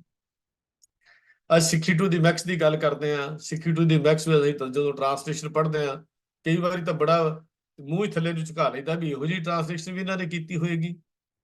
ਜੇ ਗੁਰੂ ਦੇ ਉਪਦੇਸ਼ਾਂ ਦੀ ਗੱਲ ਕੀਤੀ, ਗੁਰੂ ਫੀਟ ਕਹਿ ਕੇ ਗੱਲ ਕਰ ਦਿੱਤੀ, ਜਦ ਕਿ ਗੁਰੂ ਦੇ ਪੈਰ ਹੈ ਹੀ ਕੋਈ ਨਹੀਂ। ਹੋਰ ਬੜਾ ਕੁਛ ਹੈ। ਇਹ ਅੰਗਰੇਜ਼ੀ ਟ੍ਰਾਂਸਲੇਸ਼ਨਾਂ ਸਾਨੂੰ ਕਦੀ ਵੀ ਅਧਿਆਤਮਕ ਆਨੰਦ ਤੱਕ ਨਹੀਂ ਲਿਜਾ ਸਕਦੀਆਂ। ਇਹ ਤਾਂ ਹਰ ਹਾਲਤ 'ਚ ਮੰਨਣਾ ਪਏਗਾ, ਕਿਉਂਕਿ ਮੂਲ ਸਾਡਾ ਭਾਸ਼ਾ ਹੈ ਉਹ ਪੰਜਾਬੀ ਹੈ। ਕਈ ਵਾਰੀ ਅਸੀਂ ਇਹ ਵਿਚਾਰ ਦੇ ਦਿੰਦੇ ਹਾਂ ਜੀ ਜਿਹੜੇ ਬੱਚੇ ਇੱਥੇ ਜੰਮੇ ਨਹੀਂ ਉਹਨਾਂ ਦੀ ਮਦਰ ਟੰਗ ਪੰਜਾਬੀ ਕਿਵੇਂ ਹੋ ਗਈ। ਇੱਥੇ ਜੰਮੇ ਹਨ, ਜਿਹੜੇ ਵਿਦੇਸ਼ਾਂ ਜੰਮੇ ਹਨ, ਬੇਨਤੀ ਮਾਫ ਕਰਨਾ, ਬੱਚੇ ਦੀ ਮਦਰ ਭਾਸ਼ਾ ਉਹ ਨਹੀਂ ਹੁੰਦੀ ਜਿਹੜੀ ਮਦਰ ਭਾਸ਼ਾ ਉਹ ਜਿਸ ਦੇਸ਼ ਵਿੱਚ ਜੰਮਿਆ ਹੋਵੇ। ਮਦਰ ਭਾਸ਼ਾ ਹੁੰਦੀ ਹੈ ਜਿਹੜੇ ਮਾਂ-ਬਾਪ ਤੋਂ ਅੱਗੇ ਚੱਲੇ ਹੋਏ। ਮਦਰ ਭਾਸ਼ਾ ਹੁੰਦੀ ਹੈ ਜਿਹੜੀ ਸਾਡੇ ਗੁਰੂ ਨੇ ਸਾਨੂੰ ਦਿੱਤੀ ਹੋਵੇ। ਮਦਰ ਭਾਸ਼ਾ ਉਹ ਹੈ ਜਿਸ ਬੋਲੀ ਵਿੱਚ ਗੁਰੂ ਨਾਨਕ ਸਾਹਿਬ ਨੇ ਸਾਨੂੰ ਗੱਲ ਕਰਕੇ ਸਮਝਾਇਆ ਹੋਵੇ। ਮਦਰ ਭਾਸ਼ਾ ਉਹ ਹੁੰਦੀ ਹੈ ਜਿਸ ਵਿੱਚ ਗੁਰੂ ਨੇ ਆਪਣੀ ਬਾਣੀ ਲਿਖ ਦਿੱਤੀ ਹੋਵੇ। ਉਹ ਮਦਰ ਭਾਸ਼ਾ ਹੈ, ਉਹਨੂੰ ਮਾਂ ਬੋਲੀ ਕਹਿੰਦੇ ਆ। ਉਹ ਹੈ ਗੁਰਮੁਖੀ, ਉਹ ਹੈ ਪੰਜਾਬੀ। ਅੱਜ ਅਸੀਂ ਉਹਨੂੰ ਪੰਜਾਬੀ ਇਸਤੇਮਾਲ ਕਰ ਲੈਂਦੇ ਹਾਂ। ਤੋ ਅੱਜ ਵਿਦੇਸ਼ਾਂ 'ਚ ਜਨਮਾ ਜਿਹੜਾ ਬੱਚਾ ਹੈ, ਉਸ ਬਹੁਤ ਸਾਰੇ ਪਰਿਵਾਰ ਕਾਰਨ ਕੀ ਹੈ, ਬਹੁਤ ਸਾਰੇ ਪਰਿਵਾਰ ਇੱਥੇ, ਮੇਰੀ ਸਰਦਾਰਨੀ ਆਨਲਾਈਨ ਟੀਚਿੰਗ ਕਰਦੀ ਹੈ, ਉਹਦੇ ਕੋਲ ਬੱਚੇ ਪੜ੍ਹਦੇ ਨੇ, ਪੰਜਾਬੀ ਸਿੱਖਦੇ ਨੇ ਜ਼ਿਆਦਾ। ਕਿਉਂ ਸਿੱਖਦੇ ਨੇ? ਜੇ ਸਿੱਖ ਲੜਕਾ ਹੈ ਉਹਨੇ ਦੂਜੇ ਨਾਲ ਵਿਆਹ ਕਰ ਲਿਆ, ਉਹਨੂੰ ਪੰਜਾਬੀ ਨਹੀਂ ਆਈ। ਜੇ ਸਿੱਖ ਲੜਕੀ ਹੈ ਤਾਂ ਦੂਜੇ ਨਾਲ ਵਿਆਹ ਕਰ ਲਿਆ, ਉਹਨਾਂ ਨੂੰ ਵੀ ਪੰਜਾਬੀ ਨਹੀਂ ਆਈ। ਘਰ 'ਚੋਂ ਪੰਜਾਬੀ ਬੋਲਦੇ ਨਹੀਂ, ਬੜੀ ਵੱਡੀ ਸਮੱਸਿਆ ਖੜਾ ਹੋ ਗਈ। ਹੁਣ ਜੋ ਇਹੋ ਜਿਹੀ ਸਮੱਸਿਆ ਆ ਜਾਏਗੀ ਤਾਂ ਫਿਰ ਜੇ ਬੱਚੇ ਪੰਜਾਬੀ ਤੋਂ ਦੂਰ ਚਲੇ ਜਾਣਗੇ ਤਾਂ ਉਹ ਗੁਰੂ ਗ੍ਰੰਥ ਸਾਹਿਬ ਦਾ ਪਾਠ ਕਿਵੇਂ ਕਰਨਗੇ, ਬਾਣੀ ਨਾਲ ਕਿਵੇਂ ਜੁੜਨਗੇ? ਸਵਾਲ ਹੀ ਪੈਦਾ ਨਹੀਂ ਹੁੰਦਾ। ਬਾਣੀ ਸਿੱਖ ਦੇ ਜੀਵਨ ਦੀ ਥੰਮੀ ਹੈ। ਮੈਂ ਗੁਰਬਾਣੀ ਉਧਾਰ ਹੈ, ਗੁਰਬਾਣੀ ਲਾਗ ਰਹਾ ਹੂੰ। ਗੁਰਬਾਣੀ ਸਾਡੇ ਜੀਵਨ ਦਾ ਆਧਾਰ ਹੈ। ਜੇ ਗੁਰਬਾਣੀ ਇਸ ਤੋਂ ਮੂਲ ਰੂਪ ਵਿੱਚ ਸਾਡੀ ਇਹ ਜਿਹੜੀ ਚੀਜ਼ ਹੈ ਇਹ ਸਾਨੂੰ ਸਮਝ ਵਿੱਚ ਨਹੀਂ ਆਏਗੀ, ਪੰਜਾਬੀ ਨਹੀਂ ਆਉਂਦੀ ਹੋਏਗੀ, ਤਾਂ ਫਿਰ ਕਿਵੇਂ ਹੋਏਗੀ? ਪੰਜਾਬੀ ਸਕੂਲ ਚਲਾਉਣੇ ਚੰਗਾ ਉਦਮ ਹੈ, ਕਰਨੇ ਹੈ, ਚੰਗੀ ਗੱਲ ਹੈ, ਪਰ ਜਿਹੜੇ ਪੜ੍ਹਾਉਣ ਵਾਲੇ ਅਧਿਆਪਕ ਹਨ ਉਹਨਾਂ ਅਧਿਆਪਕਾਂ ਨੂੰ ਪੰਜਾਬੀ ਆਉਣੀ ਚਾਹੀਦੀ ਹੈ। ਉਹ ਸਾਰੇ ਪੜ੍ਹਾਉਂਦੇ ਇੰਗਲਿਸ਼ 'ਚ ਨੇ, ਅੰਗਰੇਜ਼ੀ 'ਚ ਗੱਲ ਕਰਦੇ ਆ। ਹਾਂ, ਅੰਗਰੇਜ਼ੀ ਵਿੱਚ ਕਿਉਂਕਿ ਬੱਚਿਆਂ ਨੂੰ ਪੰਜਾਬੀ ਨਹੀਂ ਆਉਂਦੀ, ਇੰਗਲਿਸ਼ 'ਚ ਦੱਸ ਕੇ ਉਹਨਾਂ ਨੂੰ ਪੰਜਾਬੀ 'ਚ ਵੀ ਦੱਸਣਾ ਜ਼ਰੂਰੀ ਹੈ। ਫਿਰ ਮੈਂ ਬਹੁਤ ਸਾਰੇ ਸਕੂਲ ਅਟੈਂਡ ਕੀਤੇ ਇੱਥੇ, ਤਕਰੀਬਨ 1 ਸਾਲ ਮੈਂ ਰੋਜ਼ ਉਹ ਕਲਾਸ ਵਿੱਚ, ਹਰ ਹਫਤੇ ਕਲਾਸ 'ਚ ਜਾਂਦਾ ਰਿਹਾ ਇਹ ਦੇਖਣ ਲਈ ਵੀ ਇੱਥੇ ਪੰਜਾਬੀ ਕਿਵੇਂ ਪੜ੍ਹਾਈ ਜਾਂਦੀ ਹੈ। ਕਮ ਸੇ ਕਮ 80% ਅੰਗਰੇਜ਼ੀ ਦੀ ਵਰਤੋਂ 'ਚ ਹੁੰਦੀ ਹੈ ਜਿਹੜੀਆਂ ਉਹ ਕਲਾਸਾਂ ਲੱਗਦੀਆਂ। ਪੰਜਾਬੀ ਕਿੱਥੋਂ ਸਿੱਖਣਗੇ? ਇਸ ਵਾਸਤੇ ਜ਼ਰੂਰੀ ਹੈ ਕਿ ਆਪਣੀ ਮਾਂ ਬੋਲੀ ਨੂੰ ਜ਼ਿੰਦਗੀ ਵਿੱਚ ਆਪਣੇ ਬੱਚਿਆਂ ਤੱਕ ਜ਼ਰੂਰ ਪਹੁੰਚਾਇਆ ਜਾਏ। ਉਹਦਾ ਕਾਰਨ ਢੰਗ ਇਹ ਹੈ ਕਿ ਆਪਣੇ ਗ੍ਰੈਂਡਸਨਸ ਦੇ ਨਾਲ ਆਪਣੇ ਬੱਚਿਆਂ ਨਾਲ ਪੰਜਾਬੀ 'ਚ ਗੱਲ ਕੀਤੀ ਜਾਏ। ਇੱਕੋ ਗੱਲ ਦਾ ਪੱਲੇ ਬੰਨ ਲਓ ਜੀ ਸਾਨੂੰ ਇੰਗਲਿਸ਼ ਨਹੀਂ ਆਉਂਦੀ, ਬਸ ਜਦੋਂ ਤੁਸੀਂ ਇਹ ਥੋੜਾ ਜਿਹਾ ਜਵਾਬ ਇੰਗਲਿਸ਼ 'ਚ ਦੇ ਦਿੱਤਾ ਫਿਰ ਹੱਥ ਖੁੱਲ ਗਿਆ ਤੇ ਫਿਰ ਬੱਚੇ ਦਾ ਜਵਾਬ ਇਹੋ ਹੀ ਹੋਏਗਾ। ਹੋਰ ਅੱਗੇ ਨੂੰ ਚੱਲੀਏ। ਅੱਜ ਸੋਸ਼ਲ ਮੀਡੀਆ ਦਾ ਨੈਗੇਟਿਵ ਰੋਲ ਹੈ, ਪ੍ਰਿੰਟ ਕਮਿਊਨੀਕੇਸ਼ਨ, ਸੋਸ਼ਲ ਮੀਡੀਆ। ਅੱਜ ਤੁਸੀਂ ਦੇਖਦੇ ਹੋ ਅਖਬਾਰਾਂ ਤੋਂ ਲੈ ਕੇ, ਟੈਲੀਵਿਜ਼ਨ ਤੋਂ ਲੈ ਕੇ, ਸੋਸ਼ਲ ਮੀਡੀਆ ਤੋਂ ਲੈ ਕੇ ਤੇ ਸੰਚਾਰ ਸਾਧਨਾਂ ਤੋਂ ਲੈ ਕੇ ਸਭ ਸਿੱਖੀ ਦੇ ਖਿਲਾਫ ਹਨ। ਪਿਕਚਰਾਂ 'ਚ ਦੇਖ ਲਓ, ਸਿੱਖੀ ਦਾ ਉਹ ਸਰੂਪ ਦਿਖਾਉਣਾ ਜਿਹੜਾ ਗੈਰ ਸਿੱਖ ਉਹ ਸਾਡਾ ਮਜ਼ਾਕ ਉਡਾ ਸਕਣ। ਸਿੱਖੀ ਦਾ ਉਹ ਸਰੂਪ ਦਿਖਾਇਆ ਜਾ ਰਿਹਾ। ਅੱਜ ਸੋਸ਼ਲ ਮੀਡੀਆ ਦੇ ਉੱਤੇ ਦੇਖ ਲਓ, ਵੱਧ ਤੋਂ ਵੱਧ ਸਿੱਖੀ ਦੇ ਖਿਲਾਫ ਕਿੰਨਾ ਕੋਈ ਲਿਖਿਆ ਜਾ ਰਿਹਾ। ਅਸੀਂ ਉਹ ਤਾਂ ਕੁਝ ਨਹੀਂ ਕਰ ਸਕੇ। ਸਭ ਤੋਂ ਵੱਡੀ ਅਗਲੀ ਪ੍ਰੋਬਲਮ ਆ ਗਈ ਵੀ ਸਾਡਾ ਕੇਂਦਰੀ ਜਥੇਬੰਦੀ ਦਾ ਕਮਜ਼ੋਰ ਹੋਣਾ ਤੇ ਸਿਧਾਂਤਹੀਨ ਹੋਣਾ। ਜਿਹੜੀ ਸਾਡੀ ਕੇਂਦਰੀ ਜਥੇਬੰਦੀ ਹੈ, ਜਿਹਨੂੰ SGPC ਕਹਿੰਦੇ ਆ, ਜਿਹੜੇ ਜਾਂ ਸ਼੍ਰੀ ਅਕਾਲ ਤਖਤ ਸਾਹਿਬ ਕਹਿੰਦੇ ਆ, ਇਹ ਕਮਜ਼ੋਰ ਹੋ ਗਏ। ਕਮਜ਼ੋਰ ਕਿਉਂ ਹੋ ਗਏ? ਸਿਆਸਤ ਦੇ ਗੜਬੜ ਵਿੱਚ ਆ ਗਏ। ਇਹ ਜਦੋਂ ਕਮਜ਼ੋਰ ਹੋਈ, ਇਹਨਾਂ ਨੇ ਆਪਣਾ ਸਿਧਾਂਤ ਛੱਡਿਆ। ਜਦੋਂ ਸਿਧਾਂਤ ਛੱਡ ਦਿੱਤਾ, ਬਹੁਤ ਸਾਰੇ ਲੋਕਾਂ ਨੇ ਇਹਨਾਂ ਵੱਲ ਦੇਖ ਕੇ ਵੀ ਆਪਣਾ ਸਿਧਾਂਤ ਛੱਡ ਦਿੱਤਾ। ਕਰੀਏ ਕੀ? ਸਟੈਪਸ ਨੀਡਡ ਕੀ ਹੈ? ਇਤਿਹਾਸਿਕ ਸਰੋਤਾਂ ਦੀ ਸ੍ਰੀ ਗੁਰੂ ਗ੍ਰੰਥ ਸਾਹਿਬ ਜੀ ਦੀ ਬਾਣੀ ਦੀ ਸੇਧ ਵਿੱਚ ਗੁਰਮਤਿ ਸਿਧਾਂਤਾਂ ਅਨੁਸਾਰ ਸੋਧ ਕਰਨੀ, ਜਿਸ ਲਈ ਗੁਰਸਿੱਖ ਗੁਰਦੁਆਰਿਆਂ ਨੂੰ ਲੈ ਕੇ ਰਿਸਰਚ ਬੋਰਡ ਕਾਇਮ ਕਰਨਾ ਜ਼ਰੂਰੀ ਚੀਜ਼ ਹੈ। ਇਹਨਾਂ ਸਰੋਤਾਂ ਦੀ ਸੁਧਾਈ ਕਰਕੇ ਨਵੇਂ ਸੋਧ ਦੇ ਰੂਪ ਵਿੱਚ ਪ੍ਰਕਾਸ਼ਿਤ ਕਰਨਾ। ਕੇਵਲ ਸੋਧ ਕੇ ਨਹੀਂ ਰੱਖ ਦੇਣੇ। ਸ੍ਰੀ ਗੁਰੂ ਗ੍ਰੰਥ ਸਾਹਿਬ ਦੀ ਛਪਾਈ ਸਮੇਂ ਰਹਿ ਗਈਆਂ ਉਕਾਈਆਂ ਨੂੰ ਠੀਕ ਕਰਕੇ ਇਕਸਾਰਤਾ ਲਿਆਉਣੀ। ਜਿਹੜੇ ਸਰੂਪਾਂ ਵਿੱਚ ਪਾਠ ਭੇਦਾਂ ਦੀ ਸੂਚੀ ਵਿੱਚ ਲਿਖੇ ਹੋਏ ਹਨ, ਉਹਨੂੰ ਅਸੀਂ ਇਕਸਾਰਤਾ ਲੈ ਕੇ ਆਉਣੀ, ਉਹਨਾਂ ਨੂੰ ਠੀਕ ਕਰਨਾ। ਨਹੀਂ ਤਾਂ ਸ੍ਰੀ ਗੁਰੂ ਗ੍ਰੰਥ ਸਾਹਿਬ ਉੱਤੇ ਵੀ ਭਵਿੱਖ ਵਿੱਚ ਉਂਗਲਾਂ ਉੱਠਣੀਆਂ ਸ਼ੁਰੂ ਹੋ ਜਾਣਗੀਆਂ, ਕਾਰਨ ਜੇ ਉਹਨਾਂ ਸਰੂਪਾਂ ਨੂੰ ਅਸੀਂ ਠੀਕ ਨਹੀਂ ਕਰਦੇ। ਇਤਿਹਾਸਿਕ ਸਰੋਤਾਂ ਦੇ ਵਿੱਚ ਮੈਂ ਪਹਿਲਾਂ ਬੇਨਤੀ ਕੀਤੀ ਹੈ, ਜਿੱਥੇ ਅਸੀਂ ਸ਼ੁਰੂ ਵੀ ਕੀਤਾ ਸੀ ਕੰਮ, ਅਸੀਂ ਨਹੀਂ ਕਰ ਸਕੇ। ਇੱਥੇ ਬੈਠੇ ਵੀਰਾਂ ਭੈਣਾਂ ਨੂੰ ਬੇਨਤੀ ਕਰਦਾ ਹਾਂ, ਇਹਦੇ ਲਈ ਸਾਧਨ ਬਣਾਓ, ਆਪਣੇ ਲਿੰਕ ਬਣਾਓ, ਆਪਣਾ ਜੋੜੋ, ਤੇ ਤਦ ਕਿ ਇਹ ਕੰਮ ਕੀਤਾ ਜਾ ਸਕੇ। ਪਰ ਇਹਦੇ ਲਈ ਸਾਨੂੰ ਇਹ ਸੋਚਣ, ਇਹ ਵਿਚਾਰ ਕਰਨ ਦੀ ਲੋੜ ਵੀ ਜਿਹੜੇ ਬੰਦੇ ਅਸੀਂ ਲੱਭਦੇ ਆ, ਉਹਨਾਂ ਨੂੰ, ਉਹਨਾਂ ਦੀ ਵਿਚਾਰਧਾਰਾ ਗੁਰੂ ਗ੍ਰੰਥ ਤੇ ਗੁਰੂ ਪੰਥ ਵਾਲੀ ਹੋਵੇ। ਉਹ ਦੂਜੇ ਵਿਚਾਰਧਾਰਾ ਵਾਲਿਆਂ ਨੇ ਬੜਾ ਕੁਝ ਕਰ ਦਿੱਤਾ। ਇੱਥੇ ਦੇਖਿਆ ਹੀ ਹੈ ਤੁਸੀਂ, ਇਹਨਾਂ ਯੂਨੀਵਰਸਿਟੀਆਂ ਦੇ ਵਿੱਚ ਅੱਜ ਅਸੀਂ ਵੇਖਦੇ ਆ ਵੀ ਜਿਹੜੇ ਪੜ੍ਹਾਉਣ ਵਾਲੇ ਨੇ ਉਹ ਵੀ ਸਿੱਖੀ ਸਿਧਾਂਤਾਂ ਤੋਂ ਦੂਰ ਨੇ। ਉਹਨਾਂ ਦੇ ਵਿਚਾਰ ਵੀ ਕਾਮਰੇਡੀ ਵਿਚਾਰ ਹਨ, ਦੂਜੇ ਵਿਚਾਰ ਹਨ। ਪਰ ਇਹਦੇ ਲਈ ਹੁਣ ਸਾਨੂੰ ਕੰਮ ਕਰਨ ਦੀ ਲੋੜ ਪਏਗੀ, ਔਰ ਬੜਾ ਜ਼ਰੂਰੀ ਕੰਮ ਹੈ ਕਿ ਇਹਨਾਂ ਸਰੋਤਾਂ ਨੂੰ ਅਸੀਂ ਸੋਧ ਕੇ ਛਾਪ ਸਕੀਏ। ਸ੍ਰੀ ਦਰਬਾਰ ਸਾਹਿਬ, ਸ੍ਰੀ ਅਕਾਲ ਤਖਤ ਸਾਹਿਬ ਤੇ ਹੋਰ ਇਤਿਹਾਸਕ ਗੁਰਦੁਆਰਿਆਂ ਵਿਖੇ ਗ੍ਰੰਥੀ ਸਾਹਿਬਾਨ, ਪ੍ਰਚਾਰਕਾਂ ਤੇ ਜਥੇਦਾਰ ਨਿਯੁਕਤੀ, ਸੇਵਾ ਮੁਕਤੀ ਗੁਰਸਿੱਖਾਂ ਦਾ ਬੋਰਡ ਹੋਣਾ ਬੜਾ ਜ਼ਰੂਰੀ ਹੈ। ਜਿਹੜੇ ਕੇਂਦਰੀ ਸਥਾਨਾਂ ਨੂੰ ਅਸੀਂ ਦੁਬਾਰਾ ਕਾਇਮ ਕਰਨਾ ਹੈ, ਤਾਂ ਜਿਹੜੇ ਕੇਂਦਰੀ ਸਥਾਨ ਹਨ, ਕਿਸੇ ਭੇਦਭਾਵ ਦੇ ਡਰ ਦਾ ਸਹੀ ਪ੍ਰਚਾਰ ਕੀਤਾ ਜਾ ਸਕੇ। ਕਿਸੇ ਡਰ ਤੋਂ ਬਿਨਾਂ ਜੇ ਪ੍ਰਚਾਰ ਕਰਾਉਣਾ ਹੈ ਤਾਂ ਉਹਨਾਂ ਦੀ ਆਜ਼ਾਦੀ ਹੋਣੀ ਬੜੀ ਜ਼ਰੂਰੀ ਹੈ।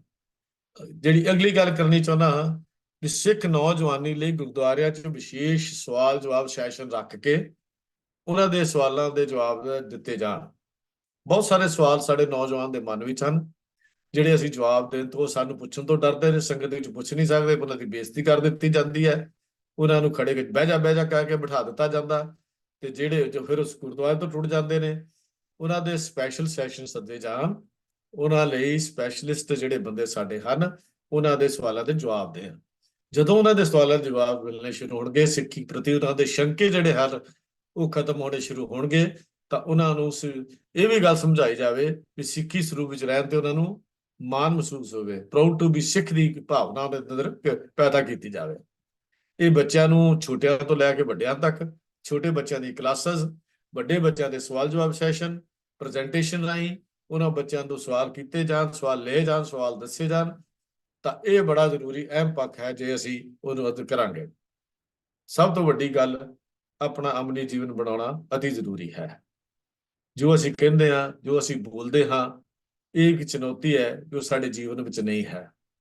ਬੰਦੇ ਖੋਜ ਦਿਲ ਹਰ ਰੋਜ਼ ਨਾ ਫਿਰ ਪਰੇਸ਼ਾਨੀ ਮਾਏ, ਇਹ ਜੋ ਦੁਨੀਆ ਸ਼ਾਇਰ ਮੇਲਾ ਦਸਤਗੀਰੀ ਨਾਏ ਦੀ ਗੱਲ ਜਿਹੜੀ ਹੈ, ਇਹ ਜ਼ਰੂਰੀ ਆਪਣੇ ਦਿਲ ਦੀ ਖੋਜ ਜ਼ਰੂਰ ਕਰੀਏ। ਜਦ ਤੱਕ ਅਸੀਂ ਆਪਣੇ ਅੰਦਰ ਖੋਜ ਨਹੀਂ ਕਰਦੇ, ਆਪਣੇ ਅੰਦਰ ਝਾਤੀ ਨਹੀਂ ਮਾਰਦੇ, ਉਦੋਂ ਤੱਕ ਅਸੀਂ ਸ਼ਾਇਦ ਧਰਮ ਪ੍ਰਚਾਰ ਦੀ ਗੱਲ ਜਿਹੜੀ ਹੈ ਉਹ ਲੋਕਾਂ ਤੱਕ ਨਹੀਂ ਪਹੁੰਚਾ ਸਕਾਂਗੇ। ਇਹ ਪ੍ਰਮਾਤਮਾ ਦਾ ਜਿਹਦੀ ਅਸੀਂ ਪ੍ਰਚਾਰ ਕਰਨਾ ਹੈ, ਇਹ ਸ਼ਕਤੀ ਹੈ, ਇਹ ਪਵਿੱਤਰ ਅੰਮ੍ਰਿਤ ਹੈ, ਇਹ ਪ੍ਰਵਾਹ ਜਿਨ੍ਹਾਂ ਤਰੀਕਿਆਂ ਦੇ ਨਾਲ ਸੰਗਤ ਤੱਕ ਪਹੁੰਚਣਾ ਹੈ, ਜਿਨ੍ਹਾਂ ਤਰੀਕਿਆਂ ਨਾਲ ਸੰਗਤ ਤੱਕ ਜਾਣਾ ਹੈ। ਇਹ ਸਮਝਣਾ ਕਿ ਮਨੁੱਖ ਜਿਹੜਾ ਪ੍ਰਚਾਰਕ ਹੈ, ਇੱਕ ਸੋਨੇ ਦੀ ਨਾਲੀ ਹੈ, ਸੋਨੇ ਦੀ ਨਲਪੀ ਹੈ। ਜੇ ਇਹਦੇ ਵਿੱਚੋਂ ਅੰਮ੍ਰਿਤ ਦਾ ਪ੍ਰਵਾਹ ਲੰਘ ਕੇ ਜਾਣਾ ਹੈ, ਇਹਨੂੰ ਪਵਿੱਤਰ ਰੱਖਣ ਲਈ ਨਿਰਾ ਇਹ ਨਹੀਂ ਹੈ ਕਿ ਨਲਕੀ ਸੋਨੇ ਦੀ ਹੋਵੇ। ਪਵਿੱਤਰ ਰੱਖਣ ਲਈ ਇਹ ਵੀ ਜ਼ਰੂਰੀ ਹੈ ਕਿ ਨਲਕੀ ਖੁੱਲੀ ਵੀ ਹੋਵੇ, ਤੇ ਉਹ ਨਲਕੀ ਦੇ ਵਿੱਚ ਕੋਈ ਛੇਕ ਵੀ ਨਾ ਹੋਵੇ, ਤੇ ਉਸ ਨਲਕੀ ਵਿੱਚ ਕਿਤੇ ਮਿੱਟੀ ਘੱਟਾ ਵੀ ਨਾ ਹੋਵੇ। ਇਹ ਵੀ ਇੱਕ ਬੜਾ ਜ਼ਰੂਰੀ ਚੀਜ਼ ਹੈ ਕਿ ਉਸ ਅੰਮ੍ਰਿਤ ਨੂੰ, ਉਸ ਨਾਮ ਨੂੰ, ਅੰਮ੍ਰਿਤ ਨਾਮ ਨੂੰ ਸੰਸਾਰ ਨੂੰ ਜੋੜਨ ਦੇ ਲਈ ਆਪਣੇ ਜੀਵਨ ਦੀ ਸ਼ੁੱਧਤਾ, ਪਵਿੱਤਰਤਾ ਇਹ ਜ਼ਰੂਰੀ ਹੋਣੀ ਚਾਹੀਦੀ ਹੈ। ਜੀਵਨ ਦੀ ਦਾਤ ਬਖਸ਼ਣ ਲਈ, ਦੂਜੇ ਨੂੰ ਮਾਇਆ ਦੇ ਪਿਆਰ ਵਿੱਚ ਸੁੱਤੇ ਹੋਇਆਂ ਨੂੰ ਹਲੂਣਾ ਦੇਣ ਲਈ ਧਰਮ ਪ੍ਰਚਾਰ ਸਭ ਤੋਂ ਵਧੀਆ ਜ਼ਰੂਰੀ ਹੈ। ਤੇ ਇਹ ਧਰਮ ਪ੍ਰਚਾਰ ਦਾ ਕੰਮ ਜਿਹੜਾ ਹੈ ਇਹ ਤਾਂ ਹੀ ਹੋਵੇਗਾ ਜੇ ਅਸੀਂ ਆਪ ਗੁਰੂ ਵਾਲੇ ਬਣ ਕੇ ਗੁਰੂ ਨਾਲ ਜੁੜ ਕੇ ਗੁਰੂ ਦੀ ਗੱਲ ਕਰਾਂਗੇ। ਇੰਨੀਆਂ ਕਿ ਵਿਚਾਰਾਂ ਪ੍ਰਵਾਨ ਕਰਨੀਆਂ ਜੀ। ਹੋਈਆਂ ਭੁੱਲਾਂ ਦੀ ਖਿਮਾ ਕਰ ਦੇਣੀ। ਵਾਹਿਗੁਰੂ ਜੀ ਕਾ ਖਾਲਸਾ, ਵਾਹਿਗੁਰੂ ਜੀ ਕੀ ਫਤਿਹ।